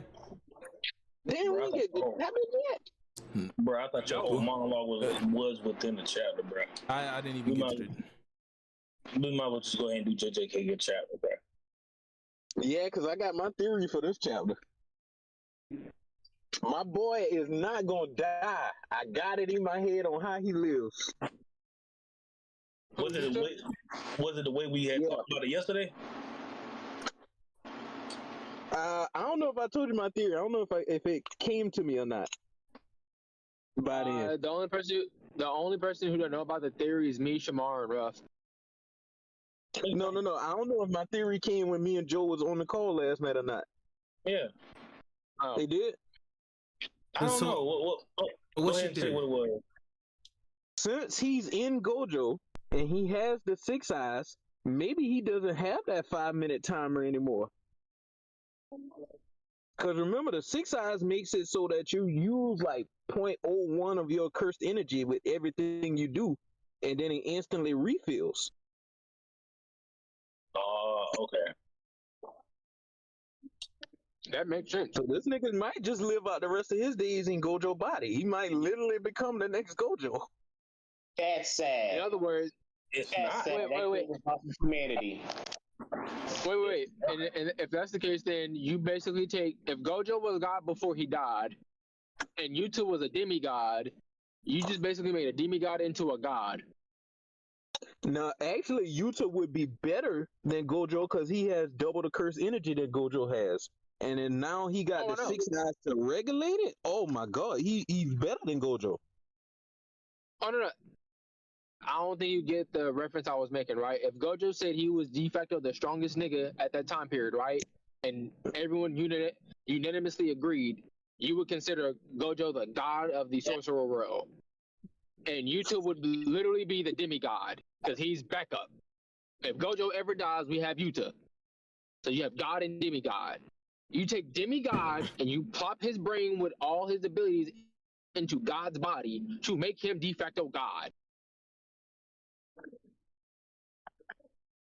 Yeah, that merger fight about to be crazy. So we pretty much get a revival of a new. We get the birth of a new god. I like it. Well, we gotta wait 2 fucking weeks. Yep, it's on break. Giga gave us 3 banger chapters back to back to back, and then went on break. I fuck with it. I'm not gonna lie. I kind of want to see Yuta pull off a domain expansion, cancel that bitch, hit this nigga with Rika, and do some crazy shit with Hollow Purple. That's my next thing. Where the fuck is Rika? Yeah, that's what we was talking about. Yeah, with Rika, where she's at. I would assume she's still alive, only because she wasn't fully manifested when he got hit with the world cutting slash. Oh nah, well we know she's alive. The thing we don't know is what she doing. Like, is she gonna pop into this fight? Does Yuta switching bodies affect her? That's another good point. Okay, so hear me out with my limited knowledge on JJK. You can correct me if I'm wrong. If the user switches body, right, but he still has access to all of his techniques, then wouldn't that mean Rika would be attached to his soul, which would now be in Gojo's body? Yeah, could be. We gotta wait and see what Gege cooking up with this. So with that being the case, and with knowing what we know happened to Yuta, I would go out on a limb and say she's probably insert dimension here, just recovering from just getting hit with that and trying to keep Yuta alive. Wherever she is, she's fully manifested because he's on the 5-minute timer, hypothetically. And when he's on that timer, Rika is fully manifested. So wherever she is, she's manifested. Oh. Yeah. Okay, good point then. And then it's like, this nigga would be too broken if he still got Rika and all the shit he copied plus unlimited void. Oh my god. Oh, bro. Let me pop this domain with unlimited void as the sure hit, but then I get to pick up a sword and hit you with fucking Jacob's ladder on top of it. The GOAT. Wait. Would it? Okay, this might sound crazy, but couldn't this? This is a crazy theory. Okay, so this is a crazy theory. So take this with a grain of salt. But I would be highly impressed if Gege did this shit just because it sounds cool as fuck. This nigga merges unlimited void with Yuta's domain.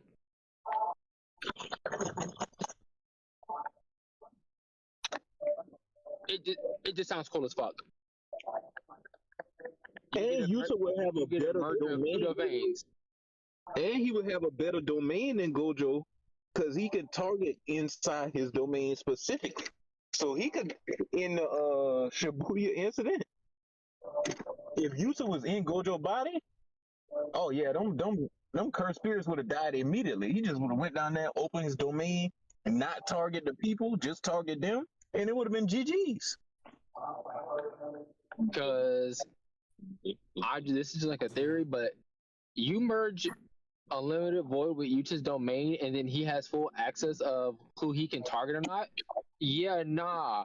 This man is now like this. This man is the new most broken character of all time. In JJK. I have to repeat this. In JJK. Hear me out. Yeah, because I'm still on the tip. We getting Yuji's domain. Yeah, I'm on that one. And the reason I need his domain to be crazy.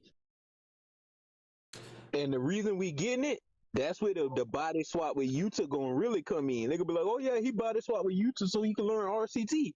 And he body swap with Yuta so he can learn domains too. And possibly how to target, like specified targets inside one. Yeah, that's cool and all, but I'm gonna make my first statement for this chapter. Yeah. You don't like Yuji getting outshined, and you want Yuji to end the series as the strongest. I get it. No, I don't want Yuji to end the series at the strongest. I like because I actually like Yuji in JJK. It just feels like Yuji is just overshadowed like everywhere he goes. Like even when he gets a power up or something, it just I don't know. It just gives me like a weird feeling. I'm not the biggest fan of it. That's word for word from yesterday. Tell that's word for word from yesterday, bruh. I knew that what it was.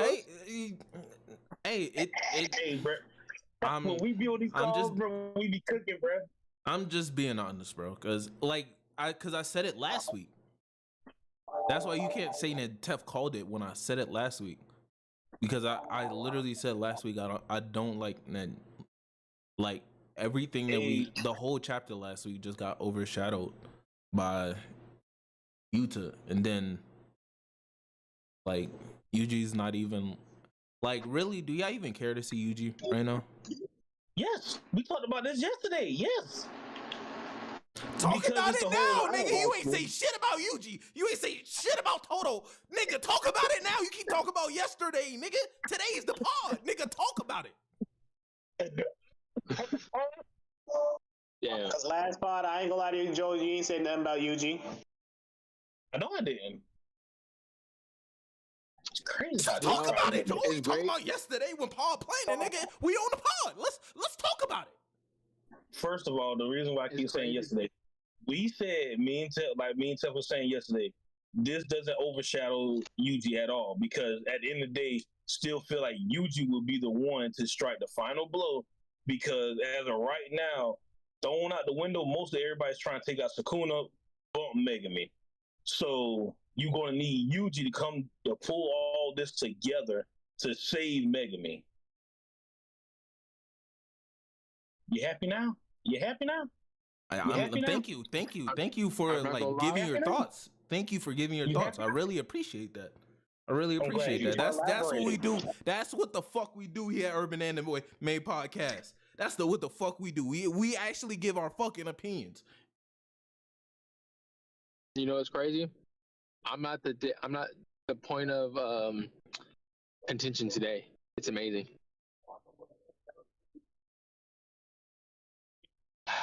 I'm sorry, I actually care for the main character.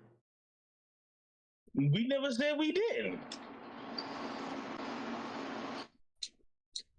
Actions speak louder than words. It's kind of wild to have your MC getting overshadowed by everybody else. Actions speak louder than words. We was and only thing we've been hearing from Joel, Yuji to the goat. I mean Yuta the goat. Yuta. Oh, no. Okay. You know what? Because I was waiting to do this. Y'all better hope when I go review these videos that I'm saying all this, because next week I'm coming with receipts. There's been receipts I've been piling up. All I gotta say, this week when I go through every last one of these videos, Y'all better hope I said half of this stuff.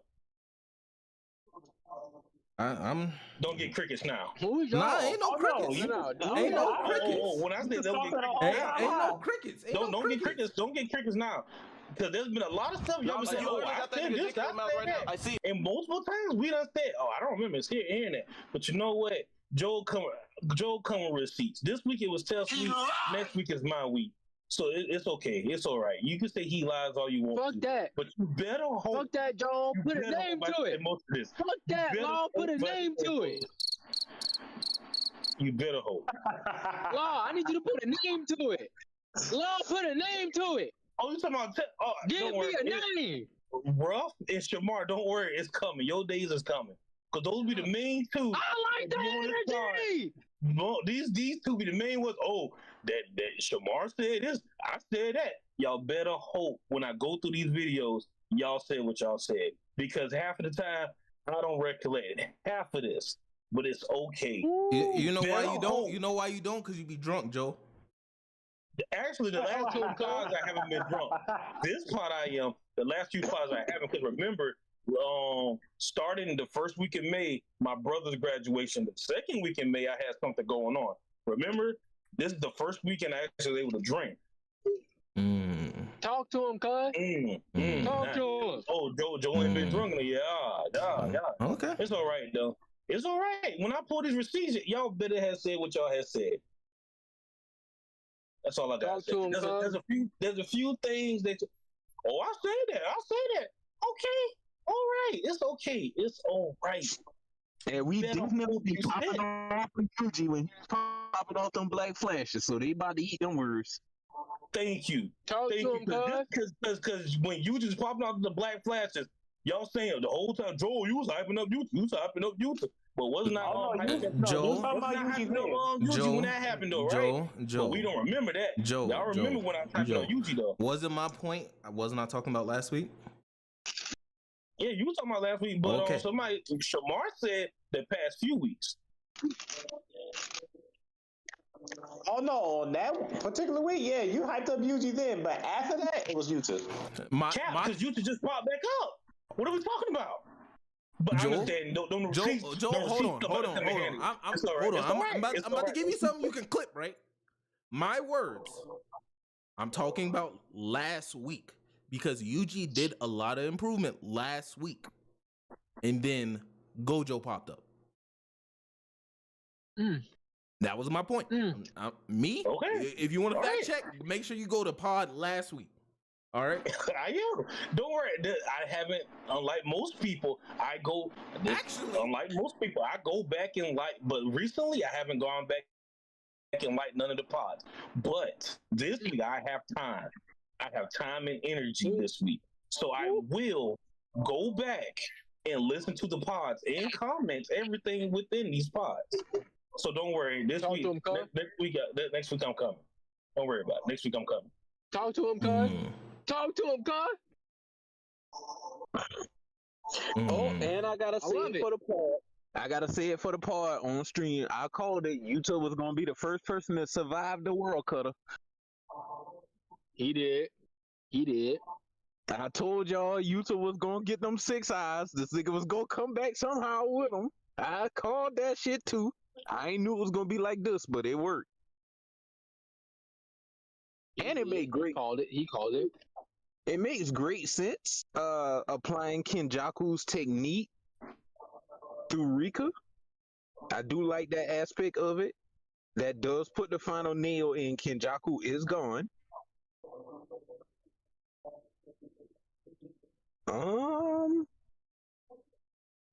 Hey Joel, you know what? It's okay. Fuck talking about that. Fuck it. I'm good. What you talking about?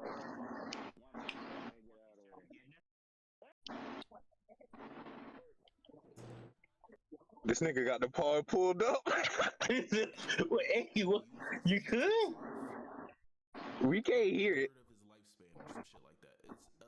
It's a certain time frame.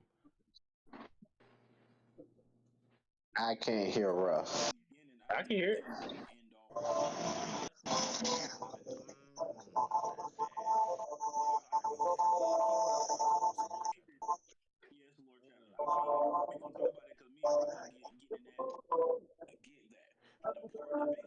What the fuck? Did we just skip past JJK that fast?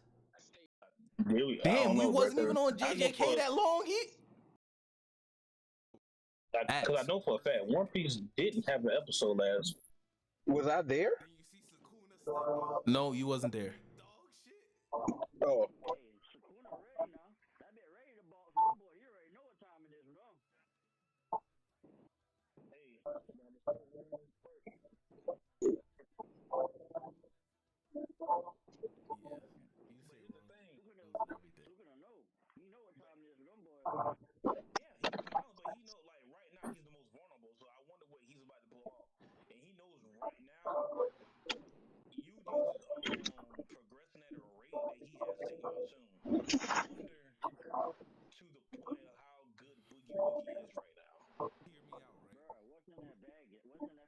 But I was talking about you to the whole chapter, the whole time, right?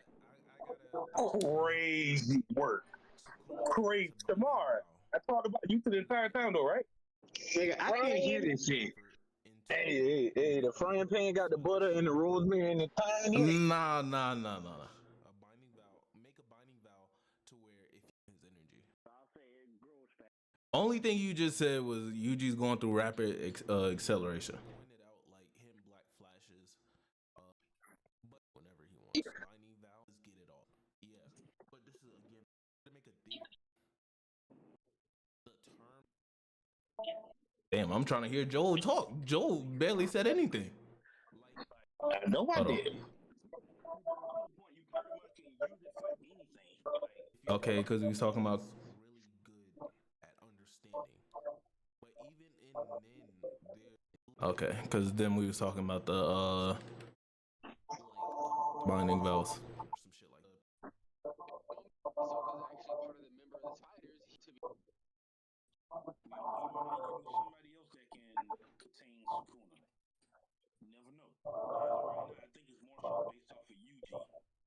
Okay, I'll take it back, Joel. Okay then. But yet I was talking about Yuta last week. Crazy. That's crazy. I ain't gonna forget you glazing Yuta. That's it. But you said last week I did it though. But that just got fact checked. I did. Okay, so you did last. Okay, cool. I'll be wrong on that. It's cool. You glazing the fuck out of Yuta though. When Yuta was being shown. But since Yuji has been shown, I've been backing Yuji the entire time. True or false? The energy wasn't the same. The energy wasn't the same. The energy wasn't okay. When people be wrong, it's crazy how they tone change. Crazy work. My tone change. Crazy work. The only defense I'll give Joel is Joel has shown that he does like Yuji, but Yuji is not his favorite character. So it's understandable why he wouldn't have that energy. Thank you. Because it would be the same if Woody is talking about Yuji and then seeing Gojo because Woody loves Gojo. So exactly. But hey, bro, what do we know? I didn't talk about Yuji last week. Remember? I didn't talk about him. I mean, I was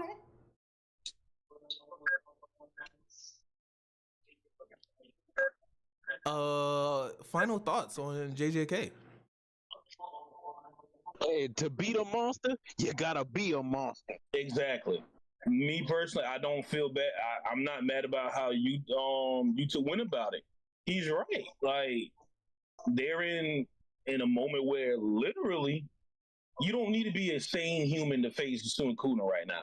You need a monster. Gojo was the former monster. Now it's time for somebody else to take that mantle. Oh, we finally got what happened to the higher ups. We finally got confirmation that Gojo killed them. That was crazy. I thought we had confirmation. We literally seen Gojo walking. Well, my bad. You're right. Well, You're right. I take it back because before we seen Gojo walk in the room, panel people dead on the ground, Gojo walking out. So I take it back. We do have confirmation. I'm just mad at Gay Talk. The dude with the what's the dude? Old dude. The one that killed the principal. What's his name? Gaku Oh, Kanji. Gaku Ganji. Man, I'm mad he ain't gone, bro. That's the only part I'm not mad about. But Gojo did say he wasn't really a big threat to everything. Actually, Yeah. Tef, let me ask you that. So, why? Well, this is like a genuine question. It's not me like trying to like pull anything up. Why Gaku Ganji? Why leave Gaku Ganji?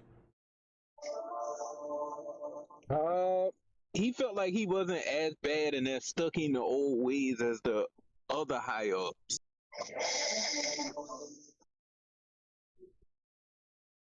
Especially after he found out that, like, yeah, you killed Yaga, but you still kept Yaga's secret and stuff. Like, all right, you can't be that bad, because if you was just like them, you would have told them exactly how that shit worked, and you probably would have been working on it right now. Me personally, I just don't like Gaku Ganji. I just don't like how the nigga try to snake my boy.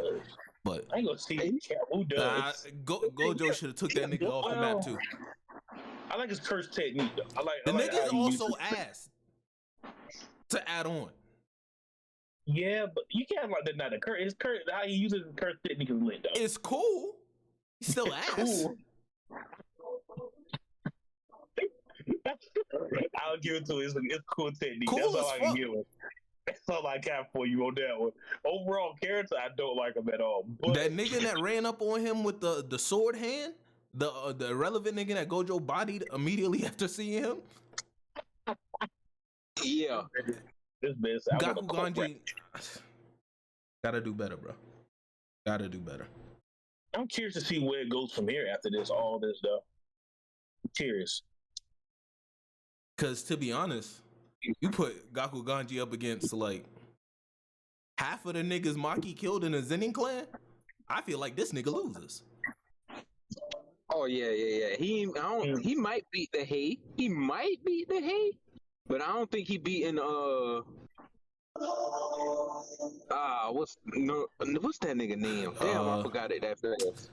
Fuck, I was just looking at it. Naoya. Yeah, Naoya he beat Naoya.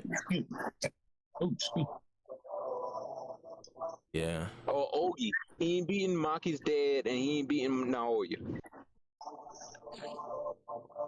Shit. Damn.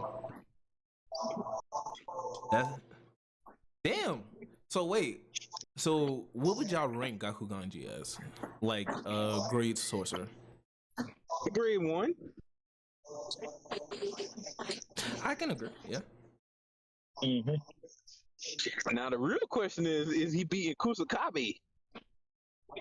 I don't think he beat Kusakabe. At least I think Kusakabe could probably stand a chance against Choso. Maybe. But Gaku Ganji? Choso's dog walking that old nigga. I ain't gonna lie, Kusakabe might dog walk Choso. I don't know about that now. Whoa, Whoa. When you think about how he used that simple domain and how he could use that to keep convergence away from him and supernova. I think it'd be close, but I think my boy Choso coming out on top. Oh, no. I just remembered it. Never mind. Yeah, Choso is getting washed because Kusakabe is grade 1.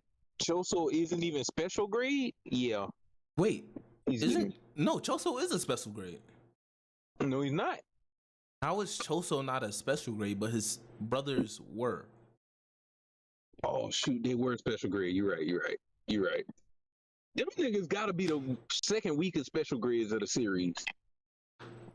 Actually, yeah, put them against Gaku Ganji. I feel like that's where he belongs. Yeah. Against the brothers. He could probably do something against the brothers, maybe. Maybe. Well, with him being grade 1, he can fight special grade person. So. Do you want to go out on a limb and say that nigga with the knife hand was a special grade sorcerer? Yeah, he was special grade. You give him special grade? He gotta be above the brothers, at least. I don't think so. Especially with the Listen. cursed tools and shit he had in his little workshop. Nah.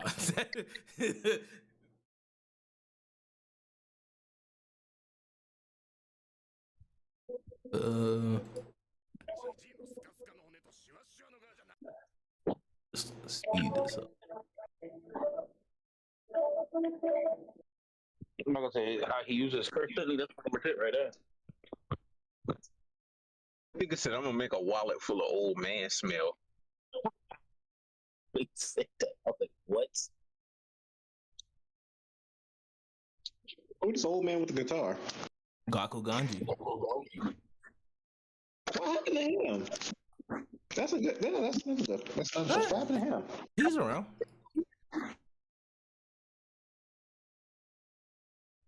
Frank, glad they Well- don't go to it. Let's go into filler. One Piece. 11:15. This man said filler. The Continent- world will sink. The Continental world is fragments. underwater. The Uh, water is rising. Thoughts on the chapter for One Piece? The water is rising. I'm not even gonna lie to you. I didn't read today's chapter. You ain't missing the water rising.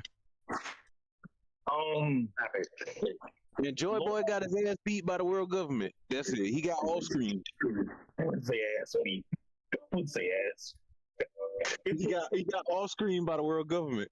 We'll say 20 versus 1. They had a gang up on.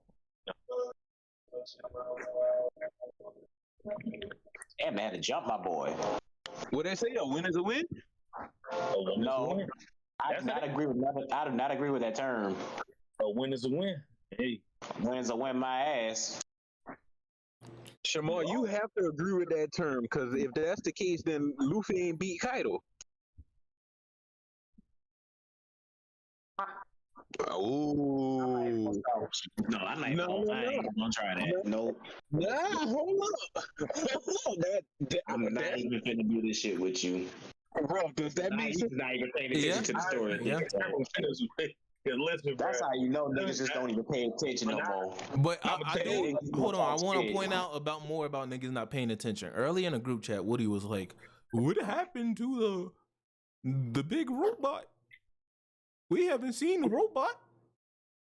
It's just standing there doing nothing. Hey, you see the robot? You see the robot? Yeah, it's just standing there. Listen, man, it's just. I ain't gonna lie, that robot got up and was crying like a bitch, apologizing like 5 chapters ago. I gotta give it to you. I'm sorry, got Joy the Boy. Yeah. Well, I can repeat it for the pod. The only thing is, like I said, lore-wise, 10 out of 10.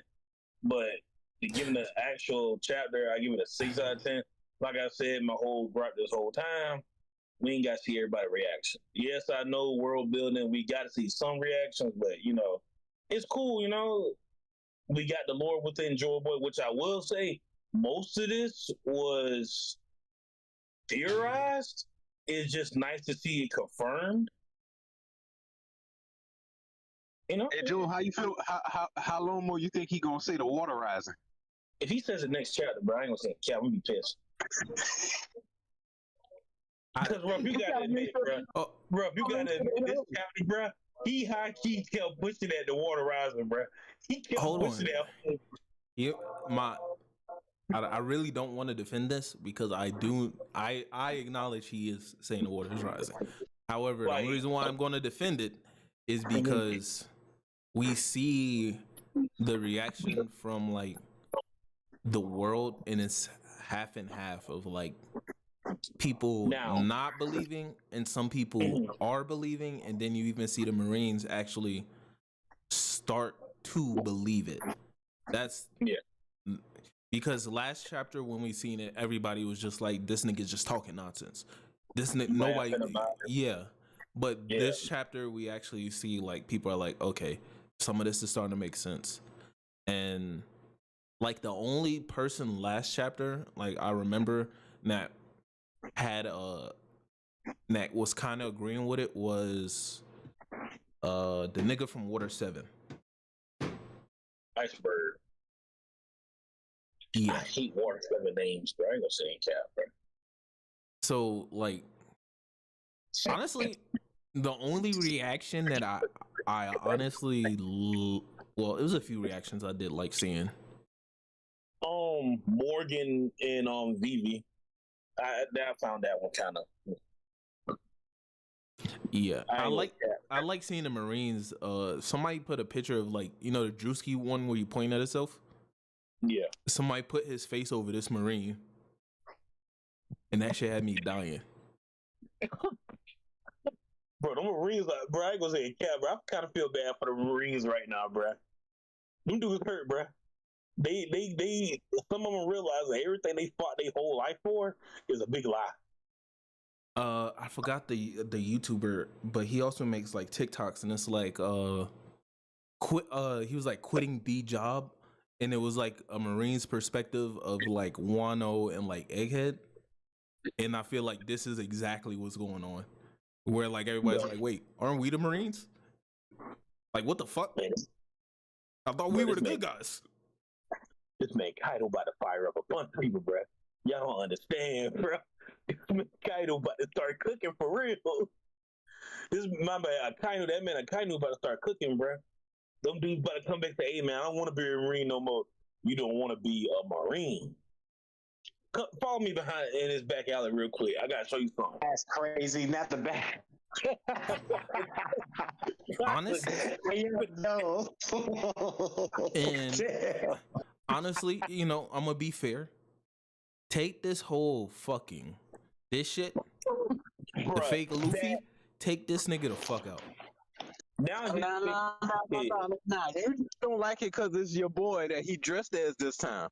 No, I don't give a fuck. Listen, no. Overall, just overall, I'm like, bro, we don't care about that. Like him overall, I'm like, really? And the fact that he's being used as a kid now, I'm like, bro, how did you even change your clothes and everything now? To be honest, like, you can replace this. Give me another Akainu panel. Let me see Akainu react to this news again. Wow, you saying nothing again. That's what we need to see more of.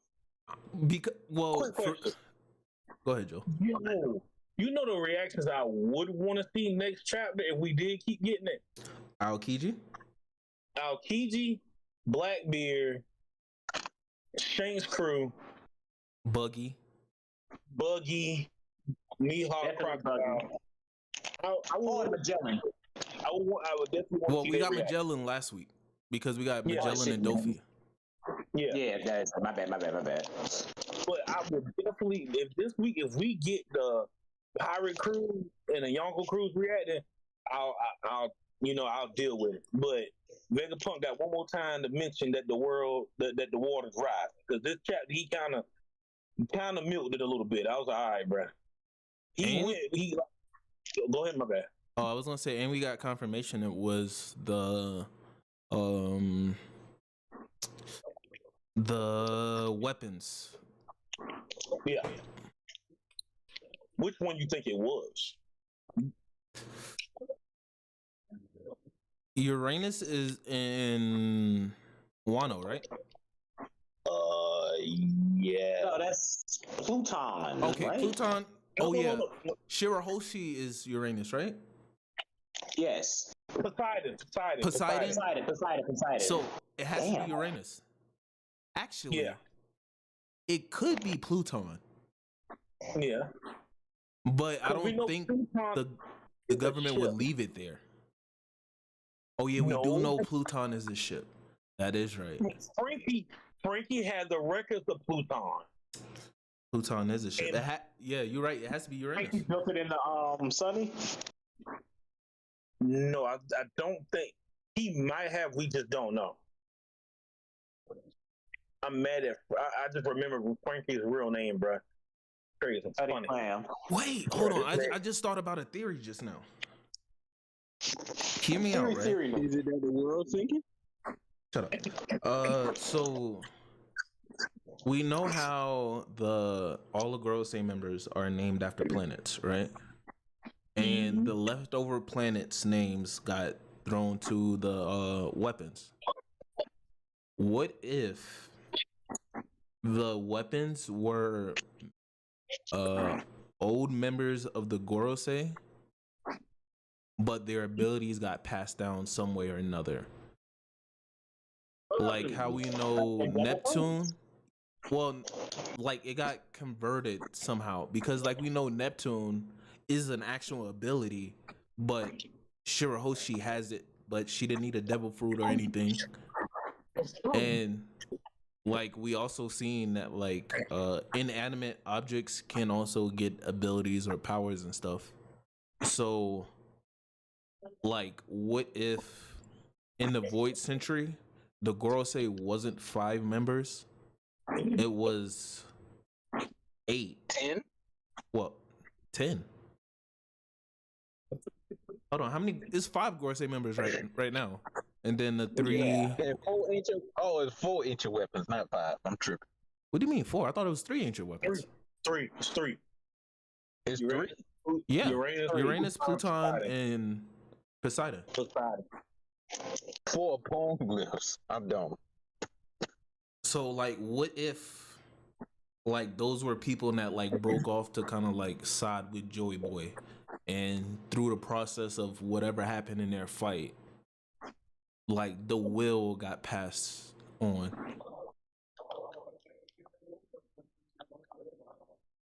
That's just my new theory. It isn't far fetched. Be honest with you. Damn. Golf killed my gas. And like I said, old man with the horse, strongest Gorosei in my eyes. Nejiro? Boy, somebody lay crazy. Yeah, Nejiro. This nigga been working. I feel like he's there. It's probably you. I just feel like Nejiro, he's like me personally, he's the only Gorosei that's standing out trying to get shit done. Between him and Marcus Mars, Bird Dude. Yeah, I was about to say him and Marcus Mars. Those two have been standing on business. Fucking Saturn. This nigga's ass. This nigga need to do more. This nigga, like, if any other, like, if you sent Gaku, I was about to say Gaku Ganji, the horse nigga to Egghead instead of Saturn, I don't think we would have been in this situation. I think he probably would have cleaned that shit up before it even got this far. Like I said, me personally, like I always said, I do not like the 5 girls they showing up. All 5 of them, I don't like it. But I do agree with you, bro. That like he called them and he said, "Yeah, I'm good now. I ain't gotta do nothing." Cause that man been speed blitzing the island. I'm trying to tell, bro. He put in the most work. This man came in. Then he took out most of the Seraphins, ain't it? Yeah. Pacifist. The Pacifistas, not the Seraphins, because he froze all of them. So he took out most of them. Man put in all the work. Shoot, Saturn, he just chilling at this point. I'm like, bro, what you chilling for? This nigga still struggling to find a fucking Dendemuchi while Mars is just popping off fucking Conqueror's hockey, knocking out Dendemuchis left and right. Man looking for that one. He's like, hey, bro, you're going to have to do better than this. Hey, nah, y'all can't tell me that walk down ain't cold, though. Which walk down? The walk down that Marcus Mars doing. Oh, yeah. Knocking out the snails. Pretty mid. Pretty mid. Right, hey, it's nice. But right now, he ain't doing his job either. He going to speed it on up. Because right now, like I said, at the end of the day, somebody going to take the fall for what happened. Kizaru is about to leave the series. It's not going to be Kizaru. I'm trying to tell you. And I like how this nigga just split the whole fucking the Frontier Dome. Well, all of Punk Records. That nigga just said fuck it at this point. Hey, the world government need to stop calling buster calls on Luffy. Things don't work. also, I do feel like that was not now thinking about it with him putting in a Buster Call. I feel no, never mind. Actually, yeah, I feel like it was a good progression. Like even if like we know the Buster Call is not really going to do much. Like even Mars calling in the Buster Call and then being like, "All right, that wasn't enough to deal with these niggas." That's usually our first go to. All right, fuck it, everybody, we pulling up, we jumping now. Yeah. In his mind, in his thought process, he thought that was going to work. But he later realized, yeah, that ain't working. But the biggest problem with, like I said, with Akainu, at the end of the day, he's the face. So it's like, at the end of the day, it's going to be his face that's going to be like, yeah, so what happened? Yeah. Then you got Marines seeing the five elders, which I'm a firm believer, not all Marines even seen them. So, like I said, Shamar, I know you that Kizu might be your boy. That man's cooked. Somebody's going to take off for this. And right now, and unless Emu gets involved and takes out Saturn, cool, don't have a problem with, because Saturn, this is all really his fault. But if she leaves it, she leaves it up to the five girls, say Kizu is cooked.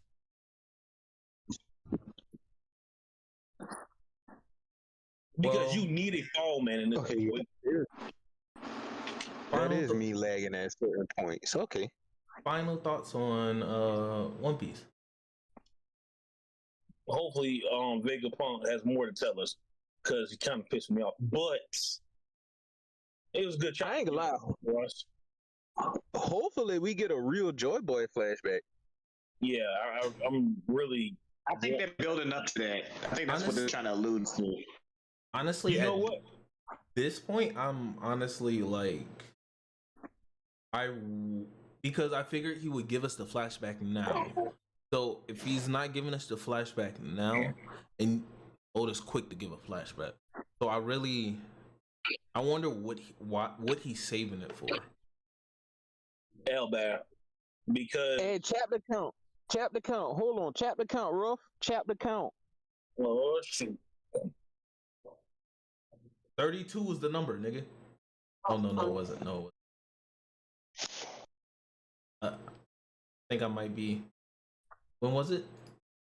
Do you remember? It was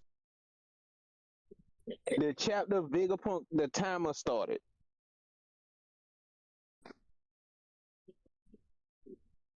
It was the chapter the 7-minute timer started. The 10 whatever minutes it was. I thought it was like 4 minutes. Wait. Nah, the timer was like 10 minutes. Okay, the timer even going? No, because that's when the robot started crying and shit. That's the part that got me, bro. Oh yeah, Stussy. We forgot about Stussy too. She's about to sacrifice. Well, she don't know what she is now. Hey, the timer started before the Gorosei even got there. I think they had got there at the end of the next chapter. Yeah, the Gorosei got there at the end of the next chapter that the timer started.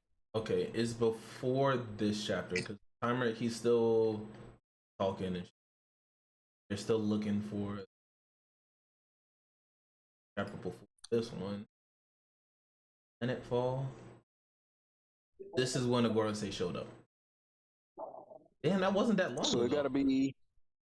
Oh yeah, it was this one because it was. Like...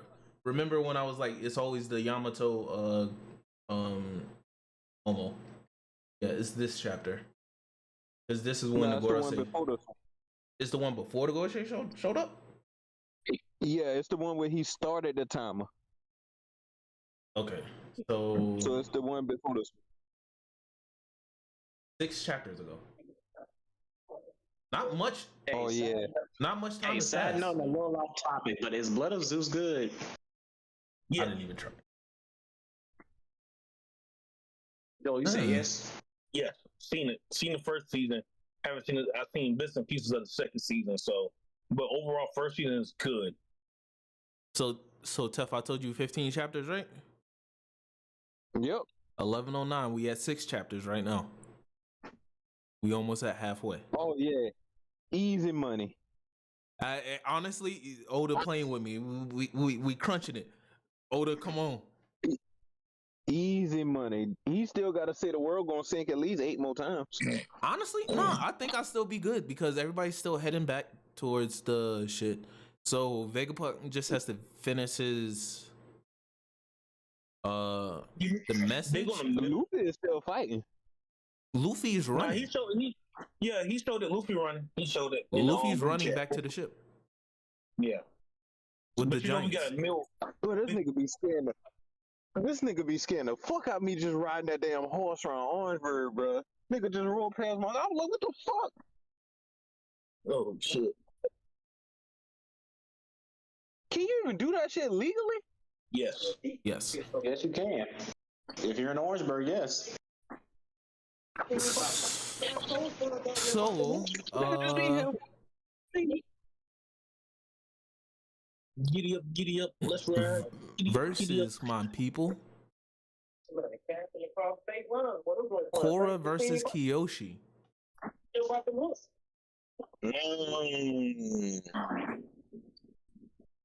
Kyoshi. I'm going Korra.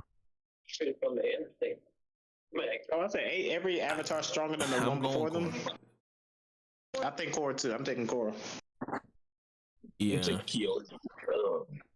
Because Kyoshi can't even do anything when Korra pops out the big ass avatar form. It doesn't even get that far. That's just me. It doesn't even get that far. Care to elaborate? Kyoshi could freeze her lungs and break them.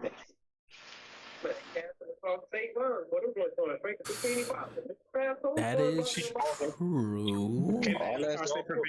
All that sounds good. And she also can she stole this one from Yang Chen. She also has a vortex where she puts around somebody's head and sucks out the air from their body. Hear me out, Joel. Korra can counter that by just Avatar stage. yeah, or just doing the exact opposite. Still going with Kyoshi. Okay. JoJo versus Toji. Jotaro Kujo or Joseph Caesar? Joseph Joestar. Jotaro Kujo. That's on y'all. That's easy dub for JoJo. Yeah, at first when I did it, I thought it'd be like a little bit more even since Toji had the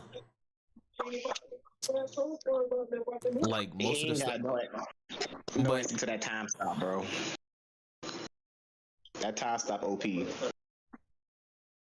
Yeah, but in my mind, I wasn't like including the time stop in it. But you gotta think about it. Jotaro's stand can react to light speed movement just as fast as how what's his name is dude with the flat top. Yeah, and then I remember JoJo was also reacting to Made in Heaven, and Made in Heaven was. Yeah. I ain't gonna lie to you. I don't know how that thing speed's immeasurable at this point because the reset the universe is kind of fucking crazy. So Maki Zenning versus Upper Moon 1.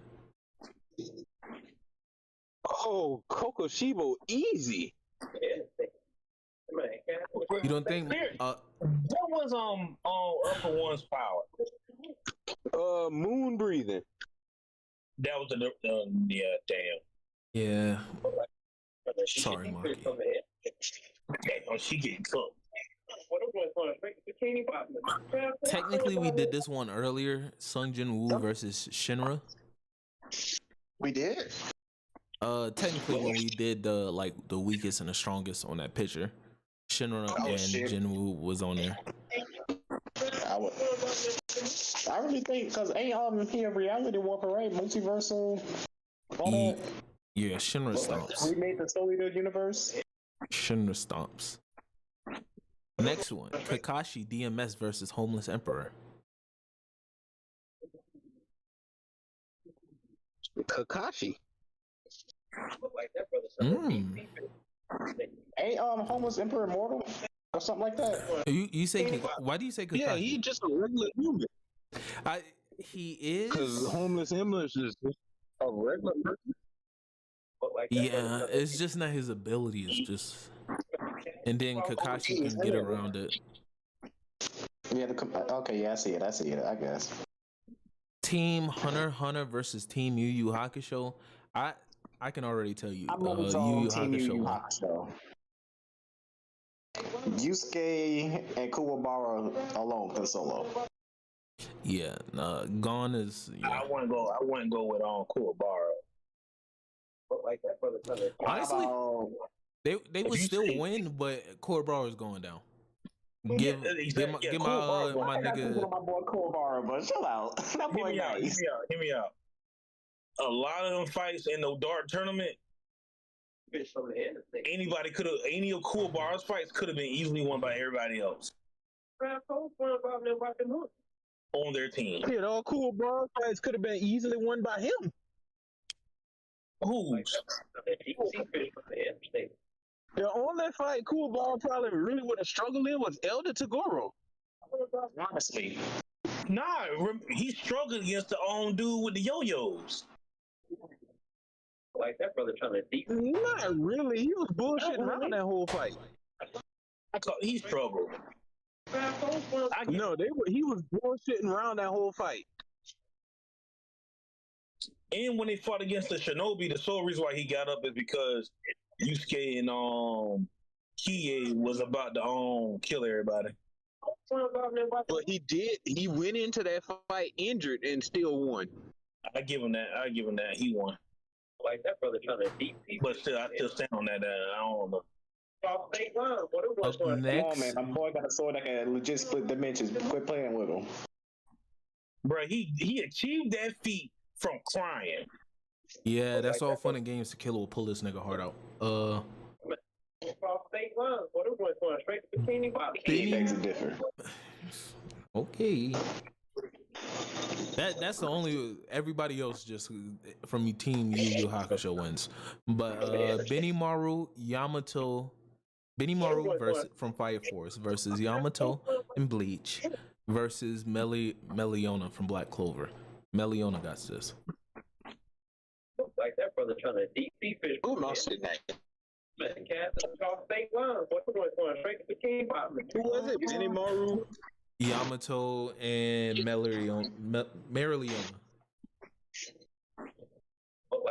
Yamato. Only thing is with Benimaru, he's one of them guys you didn't see his actual full strength even by the end of the series.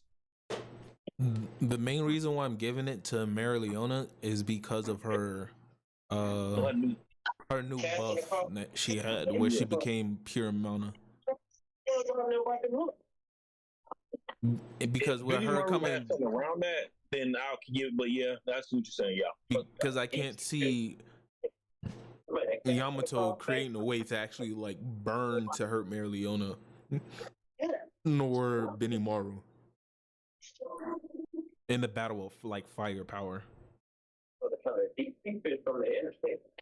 Who is the greatest fire user in anime to y'all?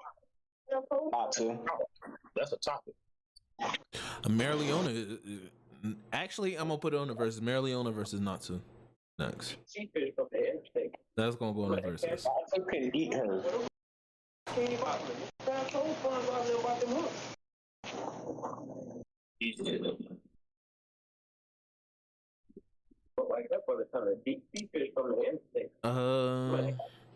And it's one last versus.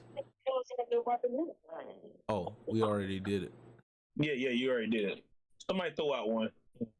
Well, we can do the one you want to do. The one you just talked about. Oh, well, yeah, Meliona versus what did I say? Natsu. I got no knowledge of those two characters. Natsu. He can literally eat her. Yeah and no. If you're going off the character alone, he's not going to flat out eat her.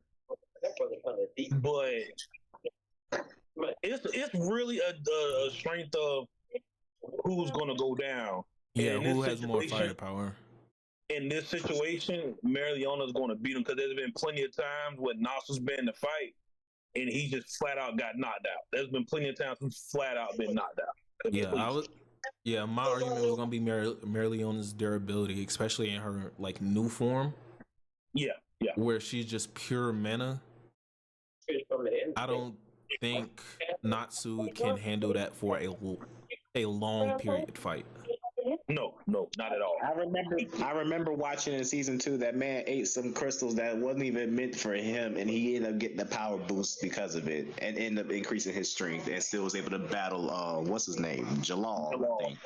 Here's the thing. Yes, he was, but the thing is, it's about endurance. There's been a lot of fights Natsu has fought in, and he's been completely knocked out. Yes, he got back up and won, but against Marileona, he's going to have to continually keep getting back up, and I don't see that happen after a while.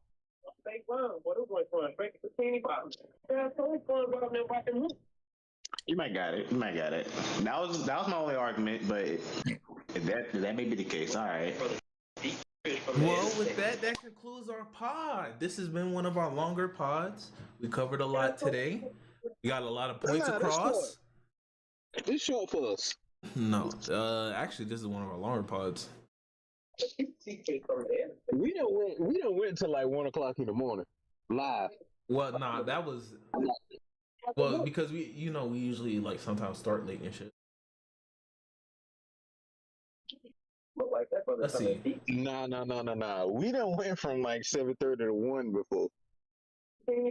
Actually, you're right. This is one of our shorter ones. Yeah, we usually getting off at about 12:30.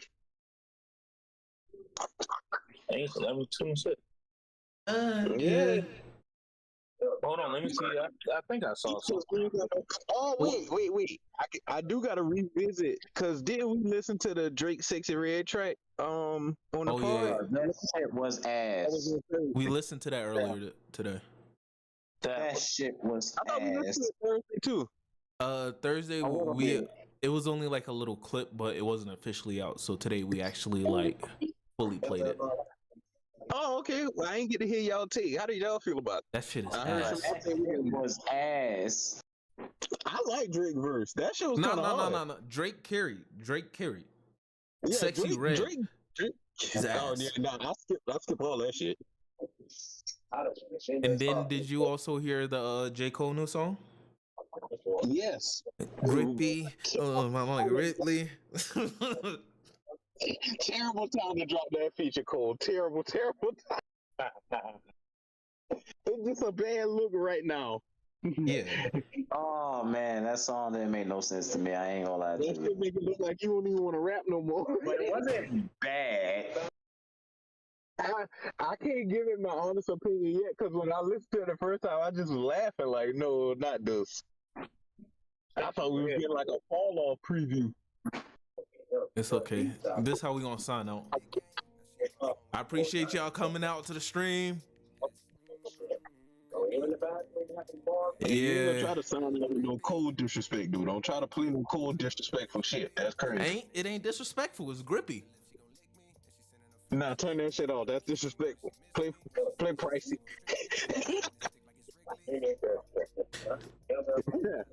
Hey, I ain't a lot of people can talk bad about Cole all they want though, man. Might delete later. That mixtape is fucking hard. I will say I changed my perspective. I am kind of excited to see I won't say I'm excited. I'm curious to see what the fall off sounds like now. Wonderful day. Hopefully he rapping on that bitch like he rapping on the off season. That shit was hard too. Nah, I need him to get on this shit. When you say I need him to get on this shit, I just want you to know I can't hear it. Oh, because you ain't watching. But stream hear it. The grippy. All right. Thank y'all for coming out. Appreciate anybody that stayed around. But that concludes this week's stream. Have a blessed week.